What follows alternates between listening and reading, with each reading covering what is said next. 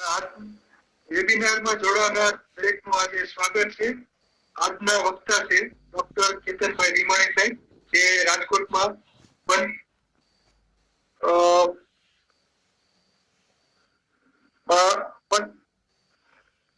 પંચકર્મ દ્વારા સારવાર કરે છે. આયુર્વેદમાં વેદરાજ છે અને આજે આપણને પંચકર્મ વિશે માહિતી આપશે.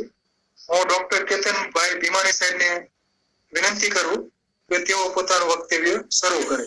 ડોક્ટર કેતનભાઈ ભીમાણી સાહેબ. હાજી સાહેબ.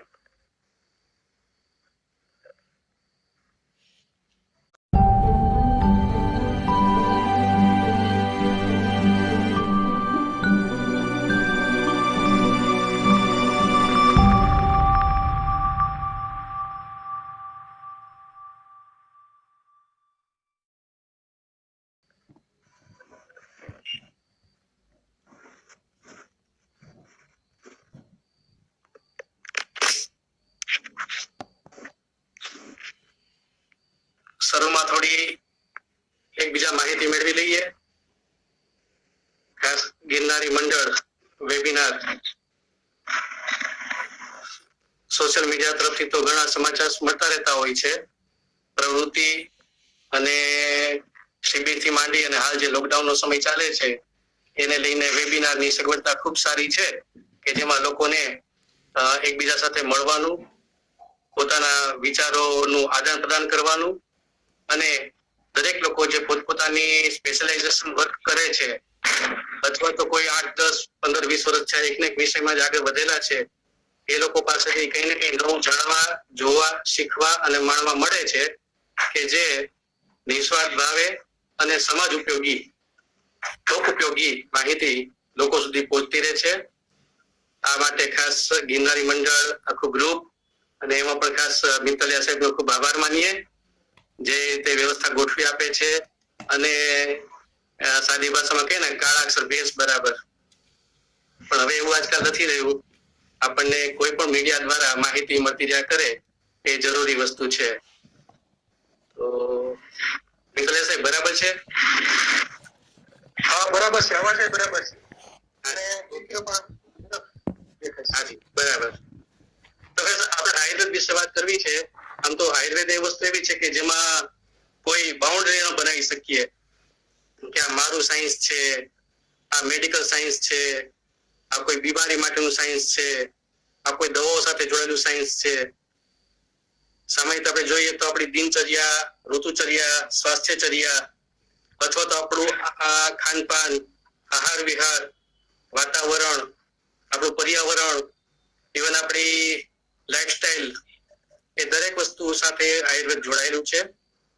અને આયુર્વેદને ખાલી શારીરિક અથવા તો માનસિક નહીં પણ સામાજિક, સોશિયલ વેલબિંગ તરીકે પણ WHO પણ ખૂબ માન્ય રાખેલું છે.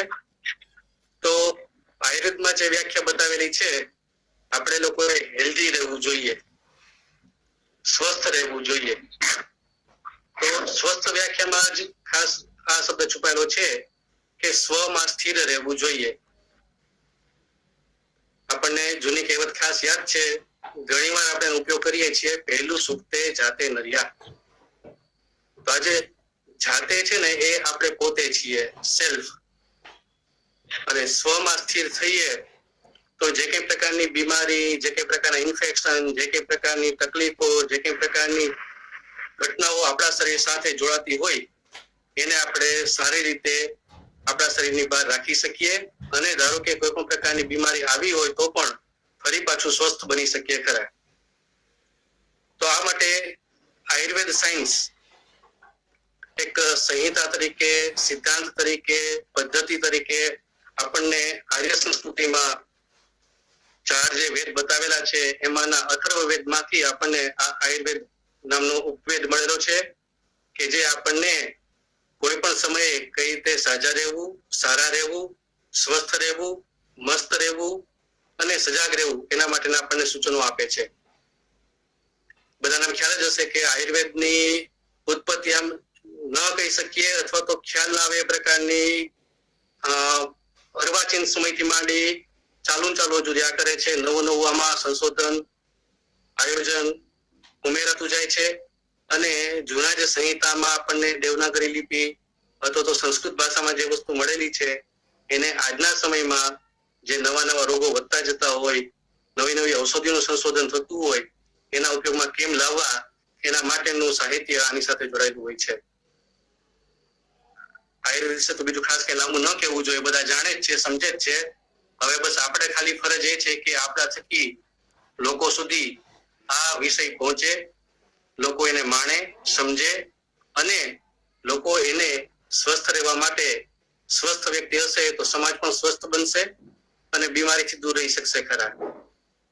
તો ખાસ દરેક મિત્રોને હું આવકારું છું, મિતલિયા સાહેબનો તથા ગિરનારી મંડળનો આભાર માનું છું. અને આપણે મારો જો સ્પેશિયલાઇઝેશન વિષય છે પંચકર્મ. ઘણા લોકોએ શબ્દ તો સાંભળેલો હશે જ, પંચકર્મ જાણતા પણ ઘણા હશે અને ઘણા લોકો આયુર્વેદ સાથે, સ્વાસ્થ્ય સાથે, હેલ્થ સાથે જોડાયેલા છે એ લોકો આ પ્રકારની સારવાર આપતા પણ હશે ખરા. તો પંચકર્મ સારવારમાં અલગ અલગ પ્રકારની ક્રિયાઓ આવતી હોય છે કે જે શરીર શુદ્ધિકરણ, ડિટોક્સિફિકેશન, બોડી પ્યુરિફિકેશન માટે શબ્દ વપરાતો હોય છે. અને આજે આપણે એ વિષયને થોડો વિસ્તારથી થોડા પિક્ચર સાથે સમજવાની, જોવાની તૈયારી કરીએ.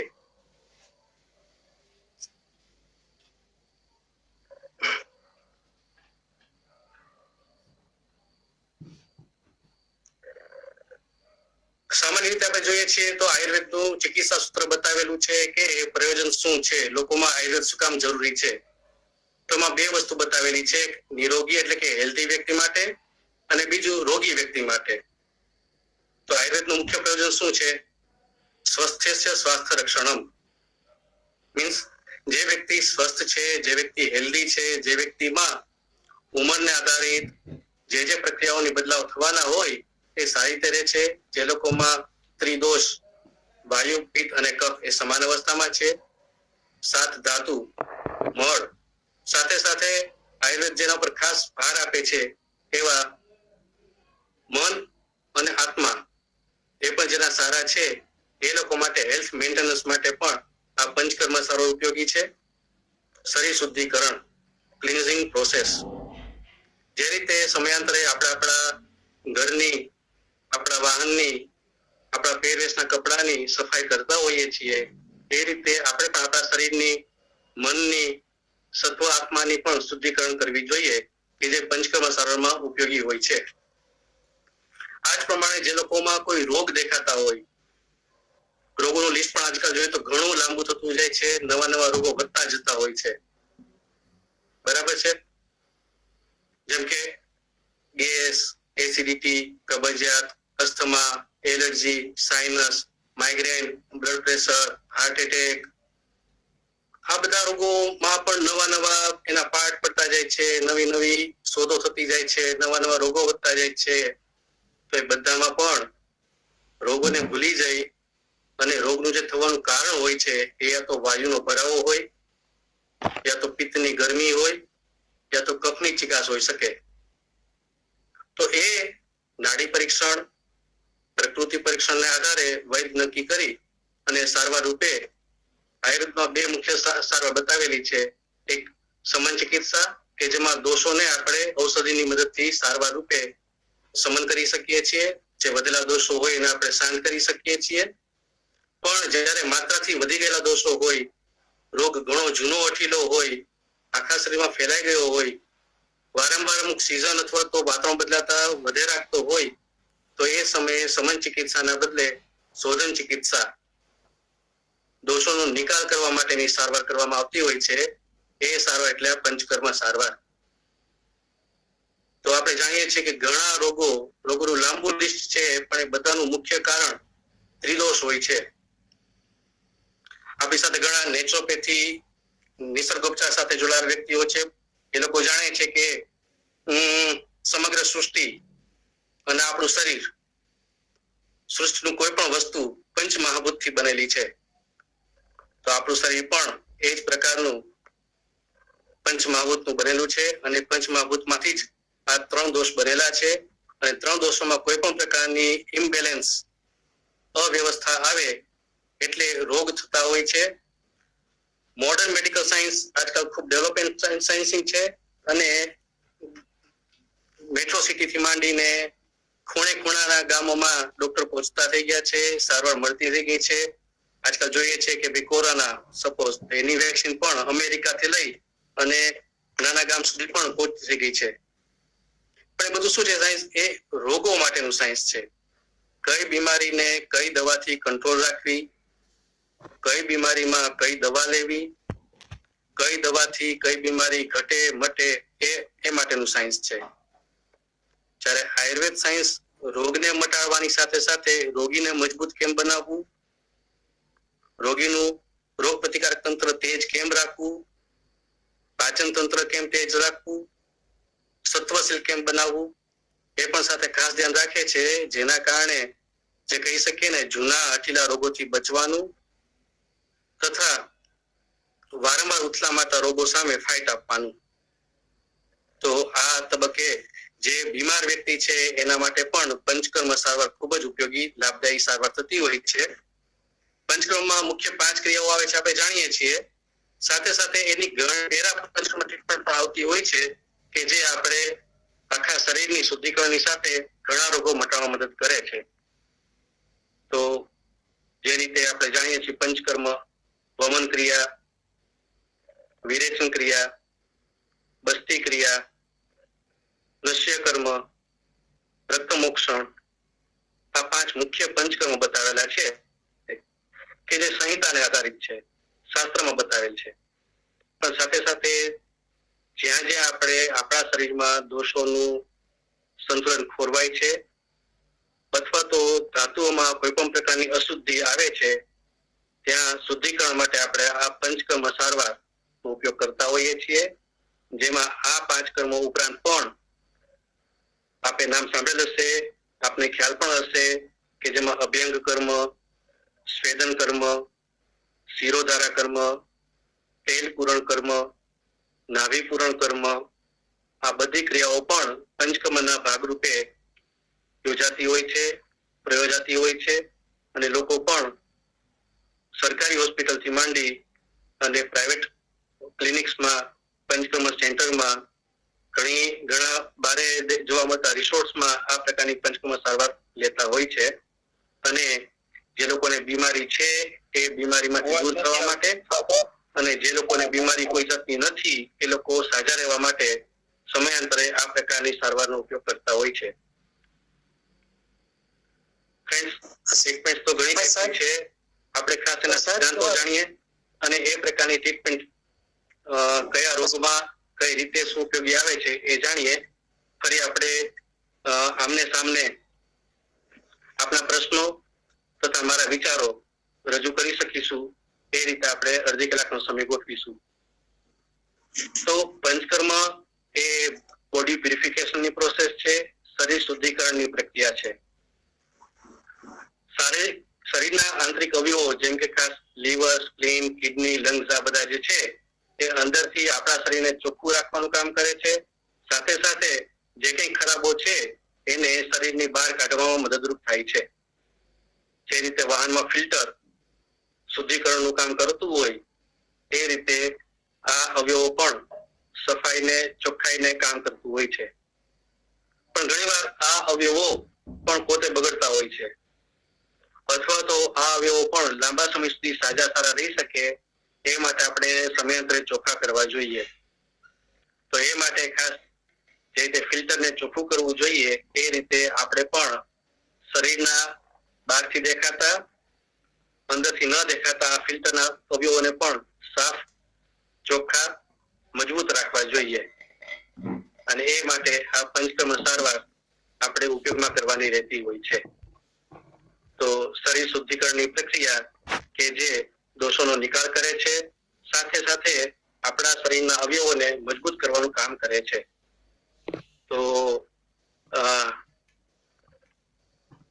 એક પિક્ચર્સ છે કે જેમાં આપણે આપણા શરીરમાં જોવા મળતી પાચન પ્રક્રિયા ને સમજવાની છે. ગુજરાતી ફોન્ટ બરાબર વચાય છે?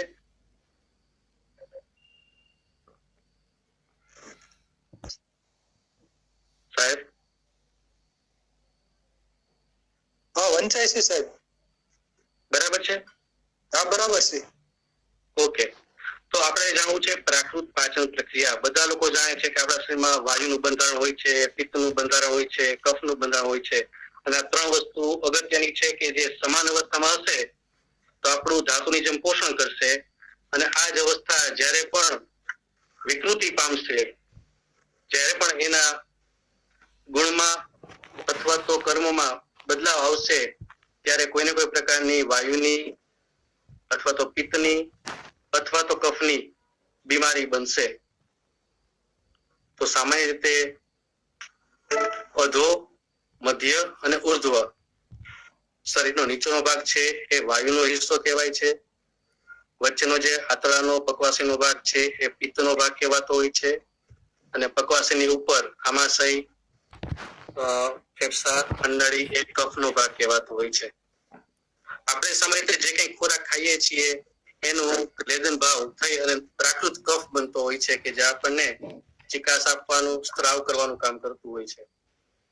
એ જ કફ સાથે પડેલો ખોરાક જ્યારે આમાશયમાં આવે છે ત્યારે લીવરમાંથી સ્ત્રાવ થયેલું પિત્તાશયમાં ભળેલું પિત્ત ઉત્તેજન અને સંકોચન સાથે નાના આંતરડામાં આવે છે. ત્યાં પાચન પ્રક્રિયામાં આ પિત્ત આપણને ખોરાકને પચાવવામાં મદદ કરતું હોય છે. પચન થયેલો ખોરાક જ્યારે નાના આંતરડામાંથી મોટા આંતરડામાં આવે છે ત્યારે આંતરડાની દિવાલની ગતિમાંથી પકવાશય માટેમાં આ સારો ભાગ છે એ શોષાતો જાય છે, અને ખરાબ ભાગ છે એ મળના નિર્માણ સાથે મોટા આંતરડામાંથી શરીરમાં નીચેના માર્ગે બહાર નીકળવા માટે તૈયાર થતો હોય છે. એ સમયે પ્રાકૃત વાયુનું નિર્માણ થતું હોય છે. સમાજમાં લોકોને ઘણી ખરી ખોટી માન્યતા એવી બની ગઈ છે કે એવું માને છે કે મને વારંવાર કફ થઈ જાય છે, મને વારંવાર પિત્ત થઈ જાય છે, અથવા તો મને વારંવાર વાયુ થઈ જાય છે, તો આના માટે હું કઈ દવા લઉં અથવા તો કઈ સારવાર લઉં કે મને કફ થાય જ નહીં, મને પિત્ત થાય જ નહીં, મને વાયુ થાય જ નહીં. પણ ખરેખર આ સમયાંતરે થતી બાયોલોજીકલ ક્લોક છે. જમ્યાના 2 કલાક પછી કફ બને છે, પછીના 2 કલાકે પિત્ત બને છે, પછીના 2 કલાકે વાયુ બને છે, અને 6 કલાકે પેટ ખાલી થઈ ગયા પછી ફરી પાછો ખોરાક લેવો જોઈએ. ખોરાક લીધા પછી ફરી પાછું કફ, પિત્ત અને વાયુ આવી રીતે નિર્માણ થતું જ હોય છે. અને એ સમયને આપણે સાચવી લઈએ તો એ વસ્તુ આપણને બીમારીનું કામ નહીં થવા દે. પણ જો આપણે યોગ્ય સમયે ખોરાક ન લઈએ, આપણને યોગ્ય સમયે ભૂખ ન લાગે, આપણા શરીરમાં આપણે કફને ખાલી ખોટું કાઢીને ખેંચીને બહાર ના કાઢી નાખ્યું હોય, કફને થવા જ ન દીધું હોય, તો ખોરાકમાં ક્લેદન બરાબર થશે નહીં, અને ખોરાક પચ્યા વિનાનો થશે કે જેના કારણે અપચો, ઉદર ગૌરવ, ચરબીનો ભરાવો એવા રોગો જોવા મળશે. એ જ રીતે ખોરાક પેટમાં આવે પણ એ સમયે પિત્ત બરાબર કામ ન કરતું હોય, પિત્તનો આપણે ઉપયોગ ન કરતા હોઈએ, જરૂરીના પિત્તને દબાવવા માટે કોઈને કોઈ એન્ટાસિડ અથવા તો વમન માટે વધારે પિત્ત આપણે કાઢી રાખતા હોઈએ, લીવર આપણું બરાબર કામ ન કરતું હોય, લીવર ઉપર કોઈ ફેટ ડિપોઝિટ થઈ જતું હોય, તો નાના આંતરડામાં પાચન પ્રક્રિયા બરાબર ન થાય, અને એ પિત્ત આપણને પાચનમાં મદદ કરવાના બદલે એસિડિટી કરે, હોલ બોડી બર્નિંગ સેન્સેશન લાવવાનું કામ કરે, અથવા તો માઇગ્રેન ટાઈપનું હેડેક કરવાનું કામ કરે. હવે આ જ ખોરાક જ્યારે પાચન થઈને આંતરડામાં આવતો હોય છે એ સમયે આપણે જમ્યા પછી આપણા પાચન તંત્રને સારી રીતે સાચવીએ નહીં, પેટમાં વાયુનો ભાગ વધતો થઈ જાય, તો જે ખોરાક પકવાશયમાં શોષણ માટે આવેલો છે એના બદલે ગંઠાતો રહ્યા કરે, શરીર જરૂરી વસ્તુ શોષાય નહીં, પેટ આંતરડામાં પડી રહે, પેટ પેલું ફૂલાયેલું લાગા રાખે, આંતરડા ફૂલાયેલા રાખે, અને કબજિયાત, ઊંધો ગેસ, આફરો, આધમાન આ બધી બીમારી સાથે આપણને વાયુની અવળી ગતિ, વાયુની ઉર્ધ્વ ગતિ થઈ અને વાયુના રોગો થતા હોય છે. તો આયુર્વેદ અનુસ્નાતક તરીકે, પંચકર્મ વિશેષજ્ઞ તરીકે મારે સોસાયટીને ખાસ આ મેસેજ પહોંચાડવાનો હોય છે કે રોગોનું લિસ્ટ તો ઘણું લાંબુ છે અને લાંબુ થવાનું જ છે. હજી નવા રોગો વધવાના જ છે. આપણે રોગી અને રોગની પ્રકૃતિ વાયુમય છે, પિત્તમય છે કે કફમય છે એ જાણી અને એનું ઔષધિ વાટે, આહાર વાટે કઈ રીતે સમન કરવું, અથવા તો માત્રાથી વધી ગયેલા હોય તો નજીકના માર્ગે, ઉર્ધ્વ માર્ગે અથવા તો અધો માર્ગે યા તો બાહ્ય માર્ગે એનો કઈ રીતે નિકાલ કરવો એ ખાસ આપણે જાણવું જોઈએ. આજે ઘણા લોકો આયુર્વેદ સાથે એલોપેથિકની સરખામણી કરતા હોય છે. તો એલોપેથિકમાં આ પ્રકારનો રોગ કહેવાતો હોય છે, તો આયુર્વેદમાં એ રોગને શું કહેવાતું હોય છે? એલોપેથિકમાં આ રોગની આ પ્રકારની દવા હોય છે, તો આયુર્વેદમાં આ પ્રકારના રોગની કઈ દવા હોય છે? તમારું આ ઔષધિ કયા રોગ ઉપર કામ કરે? એવા ઘણા પ્રશ્નો આયુર્વેદ ડોક્ટરને પૂછતા હોય છે. પણ ફ્રેન્ડ્સ, લોકોને એ વિષય પહોંચાડવાનું આપણે ખાસ જરૂરી છે કે આયુર્વેદ એ કોઈ રોગનું સાયન્સ નથી, પણ રોગી માટેનું સાયન્સ છે. અને આ સાયન્સમાં, આ પદ્ધતિમાં વિકૃતિ પછી જોવાય છે, પેલા પ્રકૃતિ જોવાની હોય છે. ઘણા લોકોનો પોતાનો સ્વભાવ જ વાયુમય હોય, પિત્તમય હોય, કફમય હોય. અમુક વાતાવરણ વાયુમય હોઈ શકે, પિત્તમય હોઈ શકે, કફમય હોઈ શકે, અથવા તો અમુક લોકોનો આહાર વિહાર પણ એ પ્રકારનો હોય તો આ પ્રકારની બીમારી થવાની શક્યતા કોમન છે. અને એ સમયે બીમારીને રોગથી, દવાથી દબાવી મટાડવી એ કરતા એ કારણને આપણે નિર્મૂલન કરીએ, એનું આપણે નિરાકરણ કરીએ તો બીમારી વારંવાર ઉઠો ન મારે. તો ખાસ પંચકર્મ સારવાર માટે આ ચાર્ટ એટલા માટે આપણે ડિસ્કસ કરેલો છે કે જેમાં પ્રાકૃત, વાયુ, પિત્ત અને કફ શું છે એ જાણીએ, અને વિકૃત કફ, પિત્ત અને વાયુ કઈ રીતે બને છે એ ખાસ જાણીએ. લોકોને પંચકર્મ એટલે જાણે 5 દિવસની પ્રક્રિયા, અથવા તો જે રીતે નેચરોપેથીમાં જે અમુક કર્મો બતાવેલા છે, સેમ જેમ પંચકર્મ આયુર્વેદની માસ્ટરી છે, સ્પેશિયલાઇઝેશન છે, એ જ રીતે નેચરોપેથીમાં પણ ષટકર્મો બતાવેલા છે. પંચકર્મ આપણે જાણીએ છીએ વમન, વિરેચન, બસ્તી, નશ્ય, રક્તમોક્ષણ.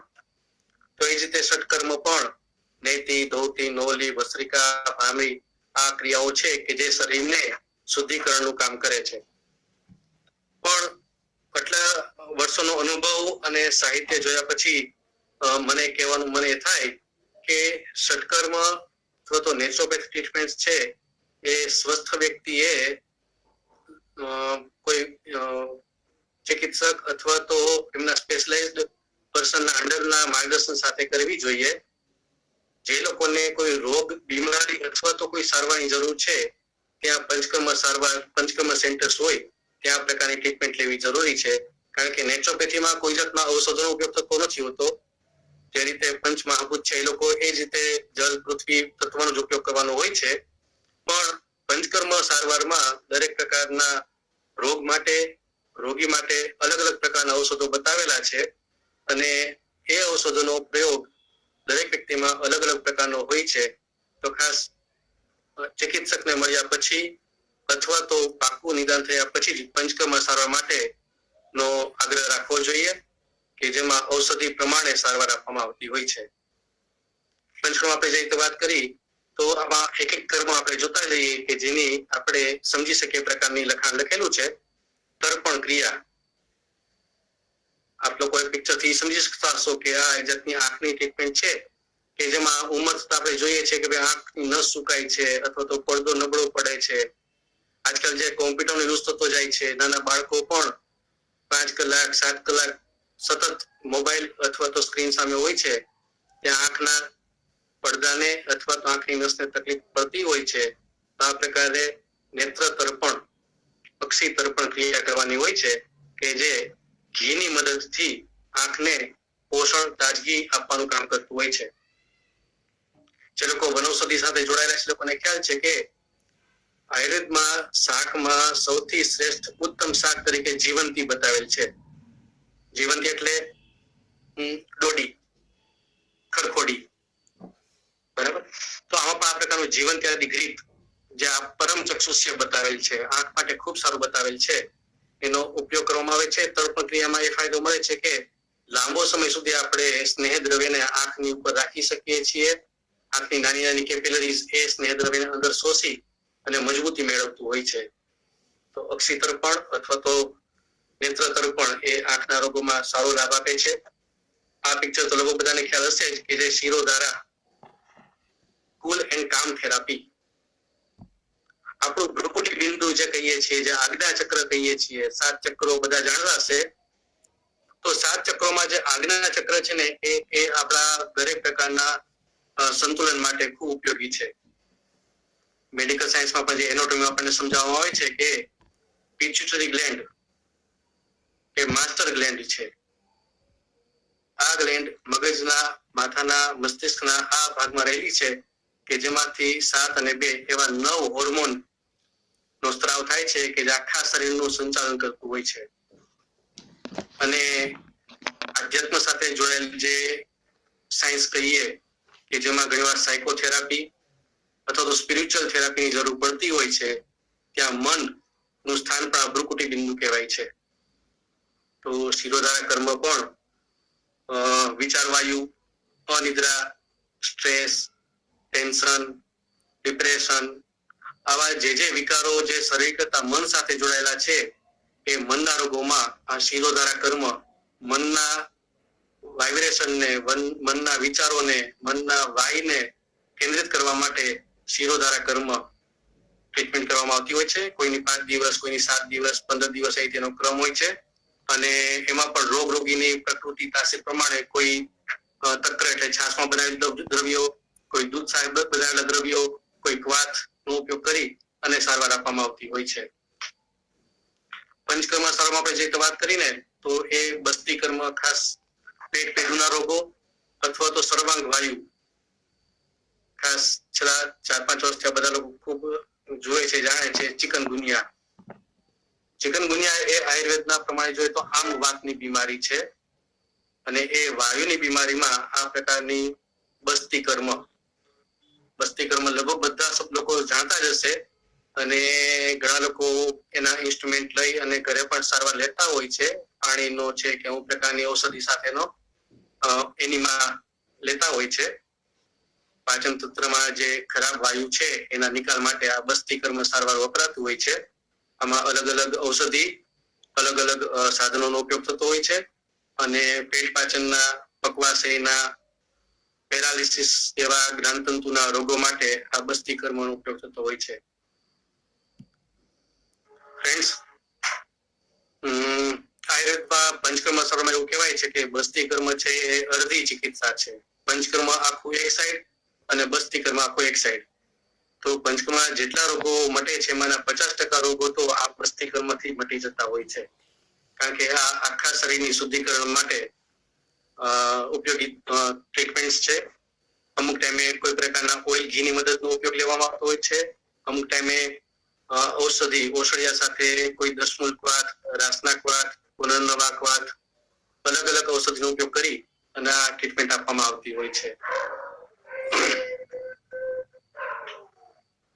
જલોકા વચાણ કર્મ, જે પંચકર્મમાં આપણે 5મું કર્મ જોયું, રક્ત મોક્ષણ. રક્ત એટલે લોહી, ખરાબ લોહીનો નિકાલ નજીકના માર્ગે દૂર કરવો. તો ઘણા લોકો આ જળો સારવાર વિશે જાણતા હશે. જલોકા, લીચ એ ખરાબ લોહી ખેંચવાનું કામ કરતું હોય છે. જે જગ્યાએ કોઈ એક્ઝિમા એટલે ખરેજવું હોય, કોઈ સોરિયાસિસ છે, કોઈ ખીલ છે, કોઈ જગ્યાએ પાક થતો હોય, કોઈ આમની અવસ્થા રહેતી હોય, કે સોજા ચડતા હોય, તો એ જગ્યાએ આ પ્રકારની લીચ ત્યાં લગાવવાની મદદથી ખરાબો ખેંચવાનું કામ કરે છે અને જે જમા થયેલા અથવા ખરાબ રક્તનો ભરાવો ત્યાં થયેલો હોય એને બહાર ઉલેચી અને ખરાબો દૂર કરવાનું કામ કરે છે. આજકાલ આપણને ખ્યાલ છે, ખરેજવા ક્લિનિકમાં આપણે જોતા હોઈએ છીએ પેશન્ટ કોઈ 5 વર્ષ, 10 વર્ષ, 20 વર્ષ જૂના ખરેજવા લઈને આવતા હોય છે. ખાસ કરીને પગના, હાથના એરિયામાં કે ઘણી ટ્યુબો લગાવેલી હોય, લોશન, દવા, આ તે બધું કરેલું હોય, છતાં પણ ખરેજવું મળતું ન હોય, તો ત્યાં લોહી વિકાર, ખરાબ લોહીને ખેંચવા માટે આ જલોકા વચાણ સારવાર થતી હોય છે.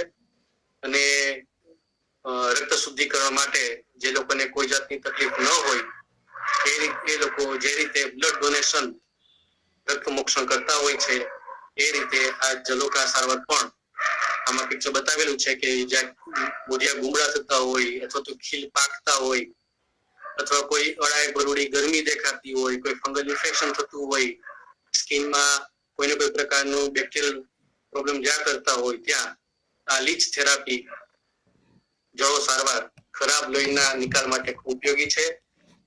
ખરાબ લોહી તો આ ખેંચે જ છે, સાથે સાથે એની સેલાઈવા, એની લાળ જે આપણા લોહી સાથે ટચ થાય છે, લોહીમાં ભળે છે, એ લોહીને પાતળું કરવામાં, ગંઠાયેલા લોહીને છૂટું પાડવામાં પણ મદદરૂપ થાય છે, કે જેના કારણે લોહી પાતળું રહ્યા કરે, ફરતું રહ્યા કરે અને જમા થયેલા લોહીનો નિકાલ થવાથી ત્યાં કોઈ જાતનું ઇન્ફેક્શન જમા ન થાય. તો ચામડી રોગો માટે જલોકાવચન કર્મ એ ઉત્તમ પ્રક્રિયા છે, એનો ખાસ લાભ લેતા હોય છે. અત્યારે જે સોરિયાસિસની બીમારી શિયાળામાં, ઠંડી ઋતુમાં, નવરાત્રી પછી જે કોરો પવન કહીએ, સૂકો પવન કહીએ, પાનખર ઋતુ કહીએ, એ ઋતુમાં જે રીતે ખોડો થતો હોય છે, એમ સ્કાલ્પ સોરિયાસિસ, માથામાં ડેન્ડ્રફ, ફૂલ બોડી પણ હોઈ શકે. તો ત્યાં શિરોધારાની જેમ જ આ પ્રકારે શિરોધારા કલ્પ, ગરમ ઔષધિ, આપણે પાર્લરની ટ્રીટમેન્ટમાં ખ્યાલ હશે, hot towel therapy, steam therapy, તો આ પ્રકારની ધારાકલ્પ ટ્રીટમેન્ટ પંચકર્મમાં આપવામાં આવતી હોય છે, કે જે આપણા ચામડીના વાળના મૂળિયાને કુણા ગરમ સતત રાખી, ખુલ્લા રાખી અને ખરાબો દૂર કરવાનું કામ કરે. વાળમાં, ચામડીમાં, ડેન્ડ્રફમાં જમા થતા નિમકને પરસાવાથી દૂર કરવાનું કામ કરે અને વાળને મુલાયમ, કુણા, લીસા, મજબૂત બનાવવાનું કામ કરે. આપણે જે શેમ્પુ તરીકે આમળા, અરીઠા અને શિકાકાઈનો ઉપયોગ કરતા હોઈએ છીએ, એ શેમ્પુ લગાવ્યા પહેલા આપણે જો ગરમ બાફ આ રીતે આપણે લીધેલો હોય, હોટ ટોવેલ થેરાપી અથવા તો સ્ટીમ કેપની મદદથી, તો છિદ્રો ખુલ્લા રહેવાની મદદથી ખરાબો ખૂબ દૂર થઈ શકે ખરા. સ્ક્રીન બંધ થઈ ગઈ છે. અચ્છા, આપણે ફેસ સ્કાલ્પ માટે આપણે સ્ટીમ કેપની વાત કરી, એ રીતે આપણા ખ્યાલ હશે સર્વાંગ સ્વેદન કર્મ, ફૂલ બોડી સ્ટીમ થેરાપી. તો આ ખાસ છે ને અત્યારે જે શિયાળામાં દેખાતા રોગો છે, ચામડીના રોગો છે, સાંધાવા, આમવાતના દુખાવાના રોગો છે, પેટ પાચનના રોગો છે, ચરબી ચિકાસના રોગો છે, એ બધામાં ફૂલ બોડી સ્ટીમ બાથ અથવા તો સર્વાંગ સ્વેદન કર્મ એ સારો ઉપાય કરી આપે છે. આમાં કુકરમાં અલગ અલગ પ્રકારના નગોળના પાન, આકડાના પાન, ધતુરાના પાન, એરંડાના પાન, એ પ્રકારના પાન રાખી ગરમ પાણીની વરાળ કરવામાં આવે છે અને ફૂલ બોડી જે રીતે આપણે ડિલિવરી પછી શેક લેવાનો હોય છે, એ રીતે આખા શરીરને બાફ મળે એ રીતે સ્ટીમ બાથ થેરાપી આપવામાં આવતી હોય છે. તો આ આપણે ઘરે જાતે પણ કરી શકીએ એ પ્રકારની ટ્રીટમેન્ટ છે, અને પંચકર્મ સેન્ટર્સ હોય ત્યાં પણ આ પ્રકારની સુવિધા રહ્યા કરતી હોય છે, અને પંચકર્મ સેન્ટર અને ઘરે પણ તમે આ ટ્રીટમેન્ટ લઈ શકો ખરા. તો આ ખાસ આ પિક્ચર ઘણા લોકોએ જોયેલું હશે, ઘણા સેન્ટરમાં આ પ્રકારનું ફૂલ બોડી સ્ટીમ બાથ યુનિટ હોય છે, જે પોર્ટેબલ ટાઈપનું હોય છે. બાજુમાં ઇલેક્ટ્રિક કુકર હોય, એનું ટ્યુબમાં કનેક્શન આપેલું હોય, અને અંદર ચેમ્બરમાં બેઠા પછી આખું શરીર પેક થઈ જતું હોય છે. એટલે સ્ટીમની મદદથી 15 મિનિટ 20 મિનિટમાં એકદમ પરસો લાવી દે અને પરસોથી આપણા સ્કિનના છિદ્રો ખુલ્લા બને. સ્કિન ડ્રાય રહ્યા કરતી હોય, એકદમ કોરી સૂકી થઈને ખજવાળાવે રાખતી હોય, તો એ રોગોમાં પણ ખૂબ સારો ફાયદો આપે છે. સાથે સાથે વધારાની ચરબી ચિકાસ રહ્યા કરતી હોય તો એને પણ ગરમીની મદદથી બાફ આપીને એને ઓગાળવામાં, શરીરની બહાર કાઢવામાં મદદ કરે છે. ઘણીવાર વજન ઉતારવા માટે અથવા તો શરીરના દુખાવા દૂર કરવા માટે બધા સલાહ આપતા હોય છે, કસરત કરો, વોકિંગ કરો, રનિંગ કરો, સાયકલિંગ કરો, ફિઝિયોથેરાપી કરો, એક્સરસાઇઝ કરો. પણ શરીરમાં એ પ્રકારની જડતા હોય, એ પ્રકારની રિજિડિટી હોય, એ પ્રકારની સ્ટીફનેસ હોય કે વ્યક્તિ કરવા માટે સક્ષમ ન હોય, અથવા તો કરવાથી પેઇન વધી જતું હોય, દુખાવા વધી જતા હોય. તો ફ્રેન્ડ્સ, જ્યાં આપણે શરીરને લચીલું બનાવવું હોય, કૂણું બનાવવું હોય, સ્લિમ કરવું હોય, ત્યાં કસરત કરતા પહેલા આ પ્રકારનું સ્ટીમ બાથ આપણે લીધેલું હોય, શરીરને બાફ આપેલો હોય, શરીર એકદમ કૂણું પડેલું હોય, તો જો એ પ્રકારની ફ્લેક્સિબિલિટી આપણે વધારી શકીએ, શરીરને એકદમ રિલેક્સ કરી શકીએ, અને પેરાલિસિસ જેવા જડ શરીરને પણ કસરતમાં ઉપયોગી લાવી શકીએ ખરા. તો ખાસ આ પંચકર્મમાં સ્વેદન કર્મ એનો સારો ઉપયોગ થતો હોય છે. પંચકર્મમાં જે અગત્યની ટ્રીટમેન્ટ છે એ વમન કર્મ અને વિરેચન કર્મ. તો વમન કર્મ એટલે શરીરમાં જમા થયેલા ઉપરના રોગો, ઉર્ધ્વ માર્ગના રોગો અથવા તો કફના રોગો એને ઉલટી વાટે શરીરની બહાર કાઢવા. તો મુખ્ય ઔષધિ તરીકે એમાં યષ્ટિમધુ ચૂર્ણ, વચા એટલે ઘોડાવજ, એ રીતે મીંઢોળ એટલે મદનફળ એનો ઉપયોગ થતો હોય છે કે જે ઉલટી વાટે, વમન વાટે શરીરનો બગાડ બહાર કાઢતું હોય છે. પણ પંચકર્મ ટ્રીટમેન્ટમાં આ વમન કર્મ અને જે પિત્તના રોગો હોય, પાચનના રોગો હોય, શરીરમાં ચામડીમાં જમા થયેલા ખરાબાના રોગો હોય એને દૂર કરવા માટે જે વિરેચન કર્મ કરવામાં આવતું હોય છે કે વિરેચન કર્મમાં પણ જરૂર પડે આરગવદ એટલે ગરમાળો, અથવા તો નિશોથ એટલે ત્રિવૃત, અથવા તો નેપાળો, જયપાલ જેનો ઉપયોગ થતો હોય છે, એરંટેનો ઉપયોગ થતો હોય છે. તો એ વમન અથવા તો વિરેચન ક્રિયાના પૂર્વ કર્મ રૂપે આ પ્રકારનું સ્નેહપાન કરવામાં આવતું હોય છે કે જેમાં કોઈને 5 દિવસ, કોઈને 7 દિવસ વધતા ક્રમથી અમુક પ્રકારનું તેલ અથવા ઘી પીવામાં આવતું હોય છે કે જે શરીરની અંદર ચિકાસ વધારવાનું કામ કરે. ચિકાસ વધ્યા પછી, દોષો પૂર્ણ પડ્યા પછી એને આપણે ઉલટી વાટે કે ઝાડા વાટે દૂર કરીએ તો આપણા શરીરને કોઈ જાતની નુકસાની થતી હોતી નથી. ઘણીવાર ઘણા લોકો પંચકર્મ વિશે ડરતા હોય છે કે જેમાં ખૂબ ઉલટી કરાવશે, ખૂબ ઝાડા કરાવશે, પણ દરેક માટે બધી સારવાર ફિક્સ હોય છે એવું નક્કી હોતું નથી. અને રોગીને જોયા પછી જ પંચકર્મ ટ્રીટમેન્ટ નક્કી થતી હોય છે. એમાં પણ દરેક ટ્રીટમેન્ટના અલગ અલગ ઘણા પ્રકારના મોડ હોય છે. એટલે એવું જરૂરી નથી કે પેલી વ્યક્તિએ વમન કરાવ્યું હતું, વિરેચન કરાવ્યું હતું એટલે મને પણ એ જ કરાવશે, એવું હોતું નથી. અને એમાં પણ શરીરનું સત્વ અને અસાત્મ્ય એ જોયા પછી ટ્રીટમેન્ટના દ્રવ્યો ઔષધિનું નિશ્ચિતકરણ થતું હોય છે. એટલે ખાસ ડર ન રાખીએ.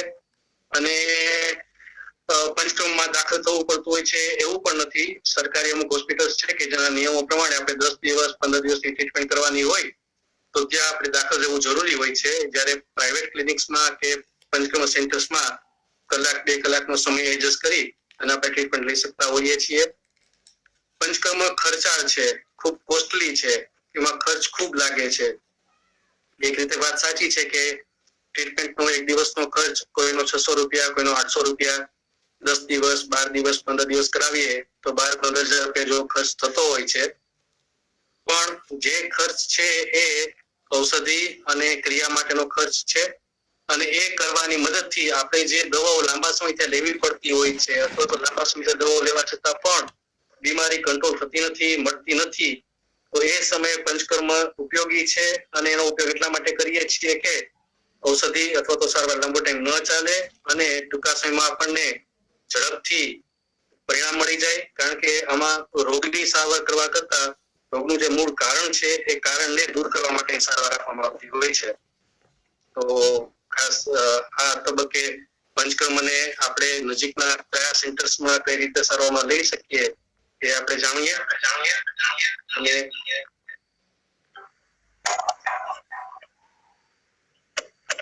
કરવું છે કે નથી કરવું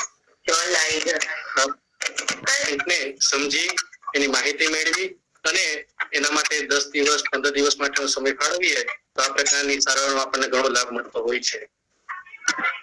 પત્રપિંડ પોટલી શેક, જે રીતે આપણે ફૂલ બોડી સ્ટીમ જોયું એ જ રીતે સ્થાનિક સ્વેદન અથવા તો લોકલ સ્ટીમ બાથ, લોકલ સ્ટીમિંગ, જે રીતે ફૂલ બોડી સ્ટીમ આવતી હોય છે એ રીતે સ્ટીમમાં જ કુકરની મદદથી નળીનો ફુવારા વાળો શેક, એ જે તે સાંધા સ્નાયુમાં સ્ટીફનેસને દૂર કરવા માટે અથવા તો જ્યાં આમની અવસ્થા હોય, કાચો વા હોય એ જગ્યાએ સ્નાયુ અને સોજાને ઉગાડવા માટે લગોડના પાન, આકડાના પાન, હળદર, નિમક અથવા તો અમુક સમયે કોરી રેતી, ગરમ નિમક ને ઉપયોગ કરી અને આ પ્રકારે પોટલી શેક કરવામાં આવતો હોય છે કે કાચા આમને અથવા કાચા વાયુને શરીરમાંથી, સોજામાંથી દૂર કરવા માટેની સારવાર આપવામાં આવતી હોય છે.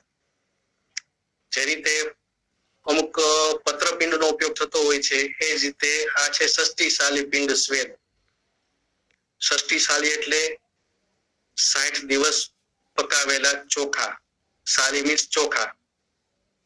તો બાળકોની જન્મજાત ખોડખા પણ અમુક સમયે અધૂરા મહિને જન્મ થયો હોય અથવા તો પેટમાં હોય ત્યારે જ કોઈ પ્રકારની બીમારી લાગુ પડેલી હોય, અમુક દવાઓનું અથવા તો ડિલિવરી સમયનું કોઈ પણ પ્રકારનું રિએક્શન હોઈ શકે કે જેમાં કોઈ ખેંચ, વાય, આંચકી અથવા તો ડિલેડ માઇલસ્ટોન અથવા તો પોલિયો અથવા પેરાલિસિસ એવી પ્રકારની બીમારી હોય તો ત્યાં આ પ્રકારની ખોડખાપણની સારવારમાં દૂધ, ચોખા અને મુખ્ય ઔષધિ તરીકે બલા મૂળી, બલા એટલે ખપાટ, એ ઔષધિનો ઉપયોગ કરી અને સાંધા સ્નાયુની ખોડખાપણ જે નાના બાળકોમાં જોવા મળતી હોય એમાં માલિશ અને સાથે શેક થઈ શકે એ રીતે ગરમ ગરમ દૂધ, ચોખા, પોટલીનું માલિશ એટલે ષષ્ઠી પિંડ શેક આ ટ્રીટમેન્ટ કરવામાં આવતી હોય છે. આ ટ્રીટમેન્ટ બહુ લાંબો ટાઈમ લેવાની હોય છે અને આગળ જે ઉંમર વધતા બીમારીઓ વધતી જતી હોય છે એને નાની ઉંમરથી જ કંટ્રોલ કરવા માટે આ ટ્રીટમેન્ટનો ઉપયોગ કરવામાં આવતો હોય છે. પંચકર્મમાં એક ઉપયોગી ટ્રીટમેન્ટ કહેવાતી હોય છે તેલ પૂરણ કર્મ. ખાસ કરીને આજકાલ જોવા મળે છે ગોઠની ઢાંકણી ઘસાતી હોય, કમરના, ગરદનના, મણકાની ગાદી ઘસાતી હોય તો એ સમયે સાયટિકા, સ્પોન્ડિલાઇટિસ, આર્થરાઇટિસ કે જે બીમારીમાં રિપ્લેસમેન્ટ ઓપરેશન ની જરૂરિયાત વધતી જતી જોવા મળતી હોય છે. હાલ જે ડોક્ટર આપણને બચાવવા માટેની સારવાર આપતા હતા એ જ ડોક્ટર બદલાવાની સારવાર આપતા થઈ ગયા છે. તો એ ઓપરેશન કર્યા પછી પણ પાછું સારું થશે કે નહીં, અથવા તો ઉંમરને કારણે થતા જે ઘસારા છે એને બદલાવા એ કરતા કઈ રીતે બચાવવા એના માટે તેલ પૂરણ કર્મ સારવાર કરવામાં આવતી હોય છે કે જેમાં અડદના લોટને એક પ્રકારની ચિકાસની મદદથી ત્યાં ચિપકાવી એક પ્રકારનો ક્યારો બનાવી અને રોગીની પ્રકૃતિ અનુસાર મહાનારાયણ તેલ, વિષગર્ભ તેલ, બલા તેલ, અશ્વગંધા તેલ, અલગ અલગ દ્રવ્યોનો ઉપયોગ કરવામાં આવતો હોય છે કે જે ત્યાં આપણે ક્યારાની જેમ અડધી કલાક, 45 મિનિટ, 60 મિનિટ આ ઉપયોગ કરાવી અને નીચેની બાજુ તેલ પૂરવાની સારવાર થતી હોય છે. ગોઠણ ઉપર જે સારવાર થાય છે એને કહે છે જાનુબસ્તી કર્મ. કમર ઉપર થાય છે એને કહે છે કટિબસ્તી. એવી રીતે ગરદનમાં ટ્રીટમેન્ટ થતી હોય છે એને કહેવાય છે ગ્રીવાબસ્તી. એ જ રીતે ઘણીવાર આપણે જાણીએ છીએ કે હૃદયના સ્નાયુઓ નબળા પડતા હોય, હૃદય ઉપર મારદબાણ વધી જતું હોય તો ત્યાં પણ આ રીતે હૃદબસ્તી, કાર્ડિયાક ઓઇલિંગ પ્રોસેસ, હૃદયના સ્નાયુને મજબૂતી આપી હૃદય રોગીનું રક્ષણ કરવા માટે આ ટ્રીટમેન્ટ કરવામાં આવતી હોય છે. તો આપણે ખ્યાલ હશે નાભી પૂરણ, પેટની જગ્યાએ આપણે જે નાભી આવે છે એ પણ નળીઓનું ગૂંચળું કહેવાતું હોય છે અને આખા શરીરનું સંચાલન ત્યાં નાભીમાંથી થતું હોય છે. તો ઘણા જૂના રોગોમાં પણ આ પ્રકારે આપણે નાભી પૂરણ કર્મ, તેલ પૂરણ કર્મની સારવારથી આપણે સારો લાભ લઈ શકતા હોઈએ છીએ. અને કોસ્મેટિક તરીકે પણ પંચકર્મ સારવાર આજકાલ જોઈએ છે આપણે ઘણા પાર્લરમાં ઘણી ટ્રીટમેન્ટ્સમાં એનો ઉપયોગ થતો હોય છે અને ઘણા નેચરોપેથી સેન્ટર્સમાં પણ આ પ્રકારની સારવાર લાભદાયી થતી હોય છે. જે રીતે આંખમાં અક્ષિતર પણ ટ્રીટમેન્ટ થતી હોય છે બરાબર એ જ રીતે કાનના રોગો માટે કર્ણપૂરણ કર્મ, કાનમાં અમુક પ્રકારના દ્રવ્યો, ખાસ કરીને સૌથી સારું ઉપયોગી તત્વ હોય છે ક્ષાર દ્રવ્ય, જે આપણા ઔષધિ છે એમાંથી એના પાનને સૂકવીને જે ક્ષાર બનાવવાનો આવતો હોય છે એ જૂના ફસાયેલા ચોટેલા મળને, કાનના મળને બહાર કાઢવા માટેનું ઉપયોગી ટ્રીટમેન્ટ થતી હોય છે કર્ણપૂરણ સારવાર. તો પંચકર્મ એટલે કોઈ 5 ક્રિયા એવી નથી કે જે પંચકર્મ રૂપે વપરાતી હોય, પણ આ રીતે અલગ અલગ શરીરના સાંધા, સ્નાયુ, ઘસારાને અટકાવવા માટે અને થયેલી વસ્તુના રિપેરિંગ માટે પંચકર્મ સારવારનો ઉપયોગ આવતો હોય છે. મિત્રો, doctor Ketan Bhimani, Rajkot. Contact number આમાં છે 9428788527. આશા રાખું કે જે માહિતી આપવામાં આવી એ આપને ગમી હશે, આપને સમજાઈ હશે અને આપના માટે અથવા તો સમાજમાં, આપના ગ્રુપમાં, આપના ફ્રેન્ડ સર્કલમાં પંચકર્મ સારવારના પ્રચાર પ્રસાર બાબતમાં આપને આ ઉપયોગી થશે. ખાસ આ પ્લેટફોર્મ આપવા બદલ અને આપની સાથે એક ચર્ચામાં લાભ લેવા બદલ આપ દરેકનો ખૂબ આભાર માનું છું. મિત્તલ સાહેબનો ખૂબ આભાર માનું છું. આપણી પાસે સાહેબ 10-15 મિનિટનો સમય છે, તો કઈ પ્રશ્નોત્તરી હોય, કઈ વાતચીત થઈ શકે એમ હોય તો કોઈને કઈ પ્રશ્નો પૂછવા હોય તો આપ WhatsApp થી પૂછી શકો છો, મેસેજ કરી શકો છો. અને અત્યારે પણ દરેકને ઉપયોગી હોય એ પ્રકારના પ્રશ્નો કઈ આવશે તો ગમશે અને આપણે ચર્ચાથી એકબીજાની શંકાનું સમાધાન થઈ શકે એવો હું આગ્રહ રાખું. દરેક લોકોનો ખૂબ આભાર અને કઈ પ્રશ્નો હોય તો આપણે વાતચીત કરીએ. મિત્તલ સાહેબ.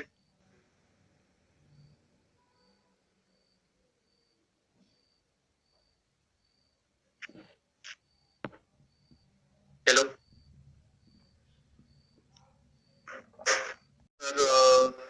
જે આપણે બતાવ્યું જલોકાથી થાય છે, પણ એ જ રીતે આપણે ક્યુબાઇટલમાંથી પણ કરીને કરી શકીએ ને? હાજી, રક્તમોક્ષણમાં અલગ અલગ 5 ક્રિયાઓ આવતી હોય છે અને શિરાવેદન એ પણ એક પ્રકારની સારવાર છે કે જેમાં આપણે સારવારની મદદથી રક્તમોક્ષણ કરી શકીએ ખરા.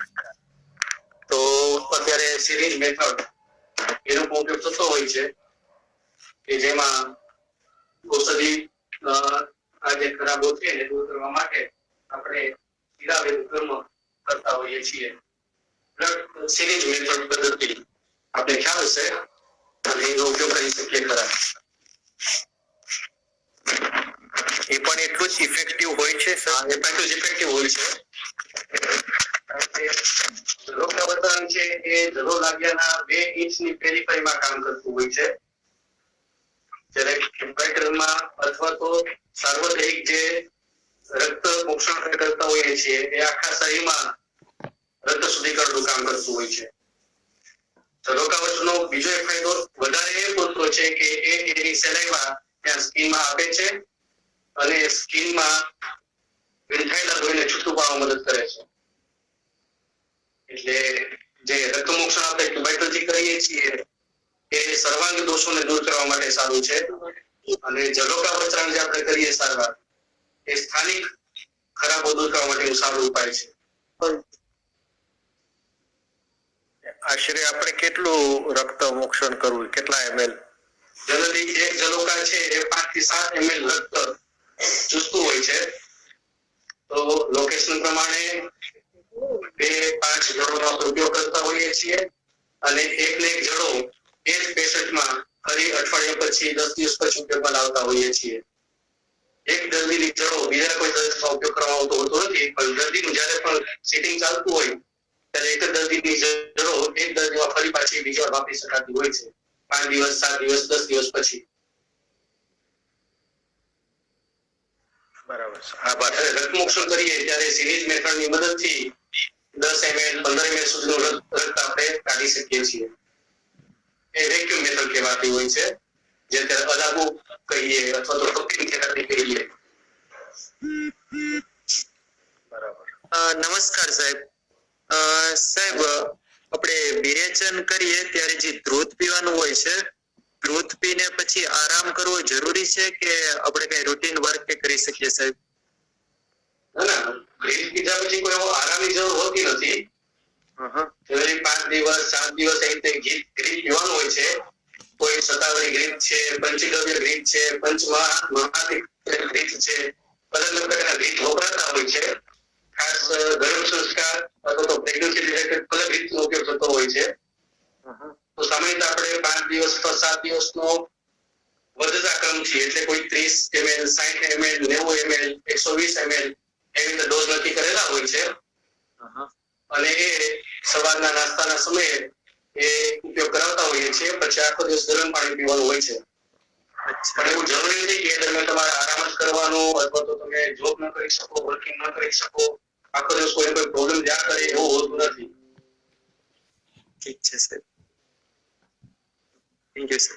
સાહેબ આપણે અગ્નિકર્મ વિશે થોડીક માહિતી આપશો? હાજી, અગ્નિકર્મ પણ સામાન્ય રીતે દુખાવા, જકડાહટ એમાં ત્વરિત ઇમરજન્સી ટ્રીટમેન્ટ કહી શકીએ એ પ્રકારની સારવાર છે. આમ જોઈએ તો એ પંચકર્મથી થોડો અલગ પ્રકારનો, કારણ કે શલ્ય વિભાગ ઓપરેટિવ થેરાપીમાં જતું રહે છે.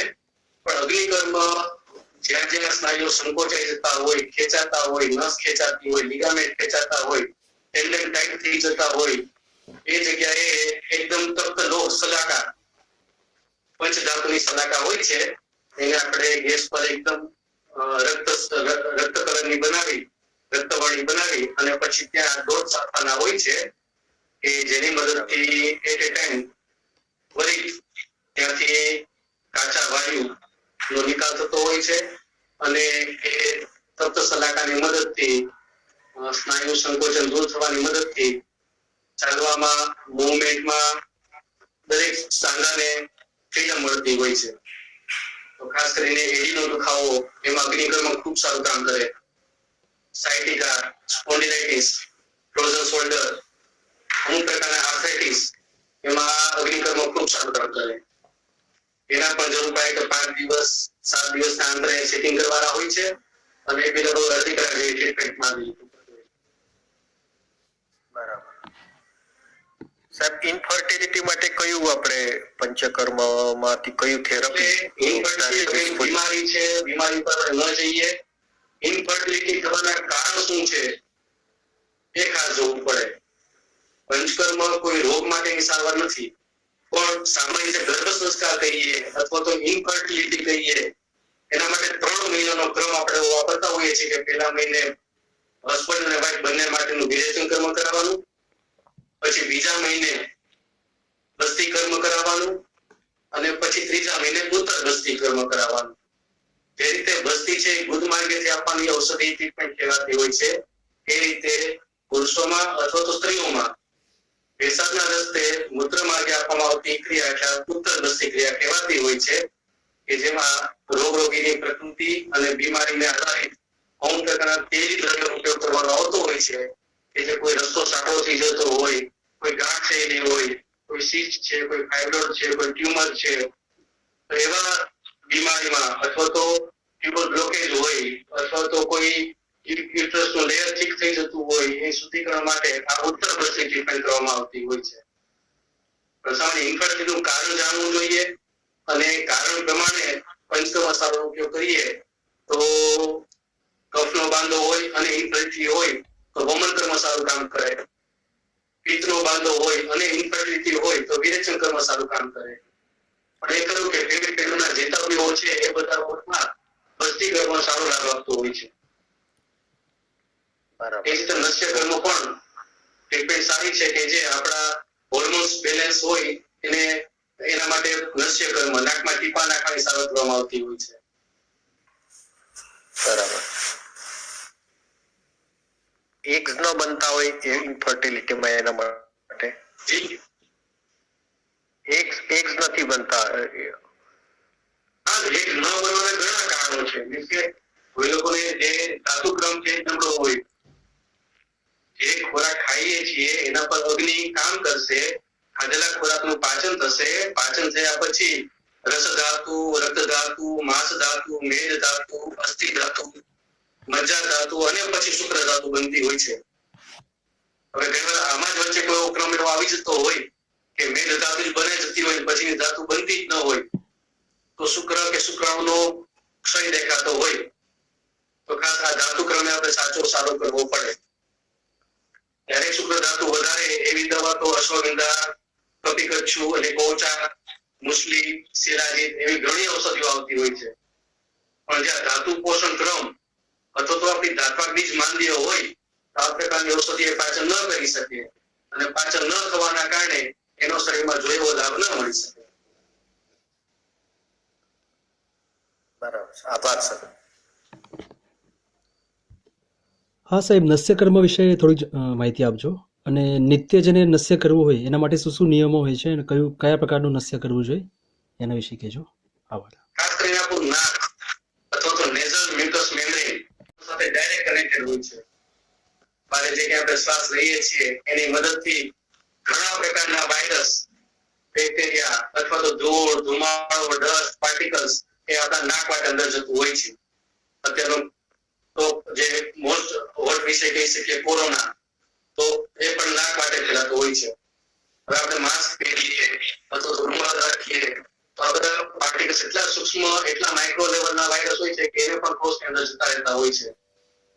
તો નેઝલ મ્યુકસ મેમ્બ્રેન નાકના પડદાને આપણે અમુક પ્રકાર ઓઇલ વાટે લુબ્રિકન્ટ કરી રાખીએ, લીસો ભીનો કરી રાખીએ, તો જે બહારનું વાયરલ ઇન્ફેક્શન્સ છે બધું ત્યાં ચોટી જશે, શરીરમાં અંદર નહીં જાય. આપણે પ્રાણાયામને ખૂબ મહત્વ આપીએ છીએ. પ્રાણાયામ છે એ શરીરના ફેફસાને, શ્વસન તંત્રને અને આખા શરીરને પૂરો પ્રાણ આપવા માટેની સારામાં સારો ઉપાય છે. પણ જે આપણું નાક જ બંધ હોય અથવા તો નેઝલ મ્યુકસ મેમ્બ્રેન ચોટેલી હોય અથવા તો મેડિકલ ભાષામાં કહીએ DNS ડેવિએટેડ નેઝલ સેપ્ટમ, નાકનો પડદો ત્રાસો હોય, ઘણા સાઇનસના રોગો, શરદીના રોગો, હેડેકના રોગોમાં નાકમાં મસા થતા હોય અથવા તો હાડકી વધતી હોય, એવા સમયે આપણે ઓપરેશન કરાવવાની જરૂર પડતી હોય તો ત્યાં નસ્ય કર્મ ખૂબ સારો લાભ આપે ખરા. એલર્જી, શરદી, સાઇનસ, સળેખમ, હેડેક, માઇગ્રેન આવા બધા રોગોમાં નસ્ય કર્મ ખૂબ જ સારો લાભ આપે.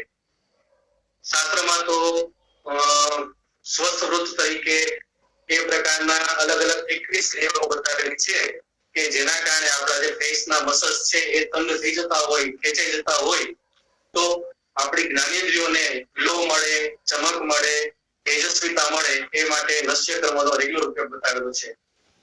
સામાન્ય ભાષામાં જોઈએ તો નાસ એ બાહ્ય પ્રક્રિયા છે. એનાથી થોડી આગળની પ્રક્રિયા એટલે નેતિ ક્રિયા, જલ નેતિ અથવા સૂત્ર નેતિ, અને એનાથી પણ અંદરની ક્રિયા એટલે નસ્ય કર્મ કહેવાય. જે મસ્તિષ્કના અવયવો છે, મગજના જે જ્ઞાનતંતુઓ છે, નાક એ મગજમાં, માથામાં દવા પહોંચાડવા માટેનો સારામાં સારો રસ્તો છે. આપણા જૂના વડવાઓ બધા જે છીકણી સૂંઘતા હતા, છીંક આવે એ માટે, અને લોકોની જ્ઞાનેન્દ્રિયો બધી એકદમ શાંત રહ્યા કરતી, તેજ રહ્યા કરતી, એ રીતે નસ્ય કર્મ પણ આપણી જ્ઞાનેન્દ્રિયો માટેનું સારામાં સારું કર્મ બતાવી શકાય. અને એ આપણે અલગ અલગ પ્રકારના, ખાસ કરીને સૌથી વધુ ઉપયોગ થતો હોય છે અળુ તેલ, પંચગુણ તેલ, ષડબિંદુ તેલ, બ્રાહ્મી ગ્રીક, સિમ્પલ પંચગવ્ય ગ્રીક, એનો નસ્ય તરીકે ઉપયોગ થતો હોય છે ખરા.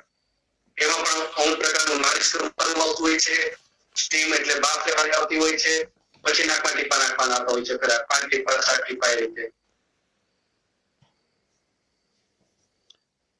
સાહેબ, રોજ લેવા માટે સામાન્ય વ્યક્તિએ કયું પ્રકારનું નસ્ય લેવું જોઈએ? સોરી, નિત્ય લેવા માટે કયું નસ્ય ઉત્તમ છે? રેગ્યુલર લેવું. સિમ્પલ આપણું ઘી છે, સાદું ખાવાનું ઘી છે, એને આપણે ડ્રોપરની મદદથી અથવા તો રૂની પાટ બનાવી અને બે નાકમાં 5-5 ટીપા આપણે નસ્ય તરીકે વાપરી શકાય. એ બધા પ્રકૃતિ વાળા લઈ શકાય કે? આ બધા પ્રકૃતિ ગ્રીક, દૂધ અને ગ્રીક એ બે વસ્તુ એવી છે કે એ આપણને દિવ્ય ઔષધિ રૂપે મળેલ છે.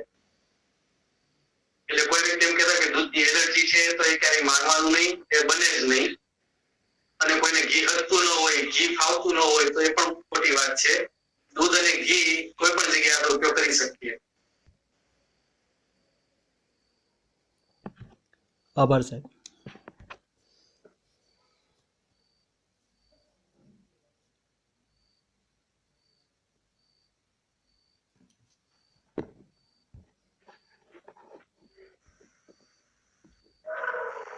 બીજા આપણને પ્રશ્ન બીજા યુઝ કરતા હોય છે એટલે માહિતી ગુજરાતીમાં, હિન્દીમાં ખૂબ સોશિયલ મીડિયા તરફથી ફેસબુક, વોટ્સએપ, યુટ્યુબ એ બધું ઘણું વધતું જાય છે અને લોકો એનો રસપૂર્વક ઉપયોગ કરતા હોય છે. અમે પણ લોકોને સમજાવવાની વિગત છે એ મેજોરિટી ગુજરાતી લેંગ્વેજમાં યુટ્યુબમાં, ફેસબુકમાં મૂકતા હોઈએ છીએ. ખાસ તો એમને ગમતું હોય છે કે જે અમારા આર્ટિકલ આવતા હોય અથવા તો જે માહિતી લોકો શેર કરતા હોઈએ છીએ એ ખૂબ માણવાલાયક હોય છે, લોકોને સમજાય એ પ્રકારની ભાષામાં અને એ ઘરે સુધી પહોંચી શકે એ રીતે મોકલતા હોઈએ છીએ. આજની મીટિંગ તો બરાબર, વેબિનાર તો છે જ, સાથે ક્યારે બી આપણે સંપર્ક કરવો હોય તો મીડિયા ઉપયોગી છે અને આપણે લાભ લઈશું ખરા. સાહેબ, પંચકર્મ સારવાર જે છે એ સામાન્ય વ્યક્તિએ લેવી હોય તો એનું ડ્યુરેશન કેટલું, એને લગભગ કેટલું એને એક્સપેન્સીસ થતું હોય છે? સામાન્ય એક દિવસની ટ્રીટમેન્ટ આપણે 500 થી 700 રૂપિયા જેવો ખર્ચ વિચારીએ તો વમન કર્મ છે એમાં 10 દિવસ જેવો ટાઈમ જોઈએ.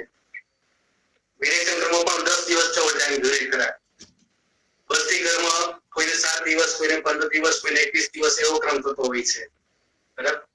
પણ ફ્રેન્ડ હજી મારું કહેવાનો આગ્રહ એ છે કે પંચકર્મ એ ઓપરેટિવ થેરાપી છે. બરાબર. એટલે આપણે આપણા શરીરને સારું રાખવું હોય તો એવું જરૂરી નથી કે આપણે કિડની પણ ચોખ્ખી કરવાની, લીવર પણ ચોખ્ખું કરવાનું, આંતરડા પણ ચોખ્ખા કરવાના, ફેફસા પણ ચોખ્ખા કરવાના, એવું જરૂરી નથી.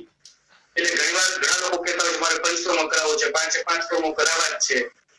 પણ જ્યાં આપણો કફનો સ્વભાવ હોય, આપણી તાસિક, આપણી પ્રકૃતિ કફને રિલેટેડ હોય તો પછી વમન કર્મ કરાવાય તો પછી વિરેચનની જરૂર ન રહે.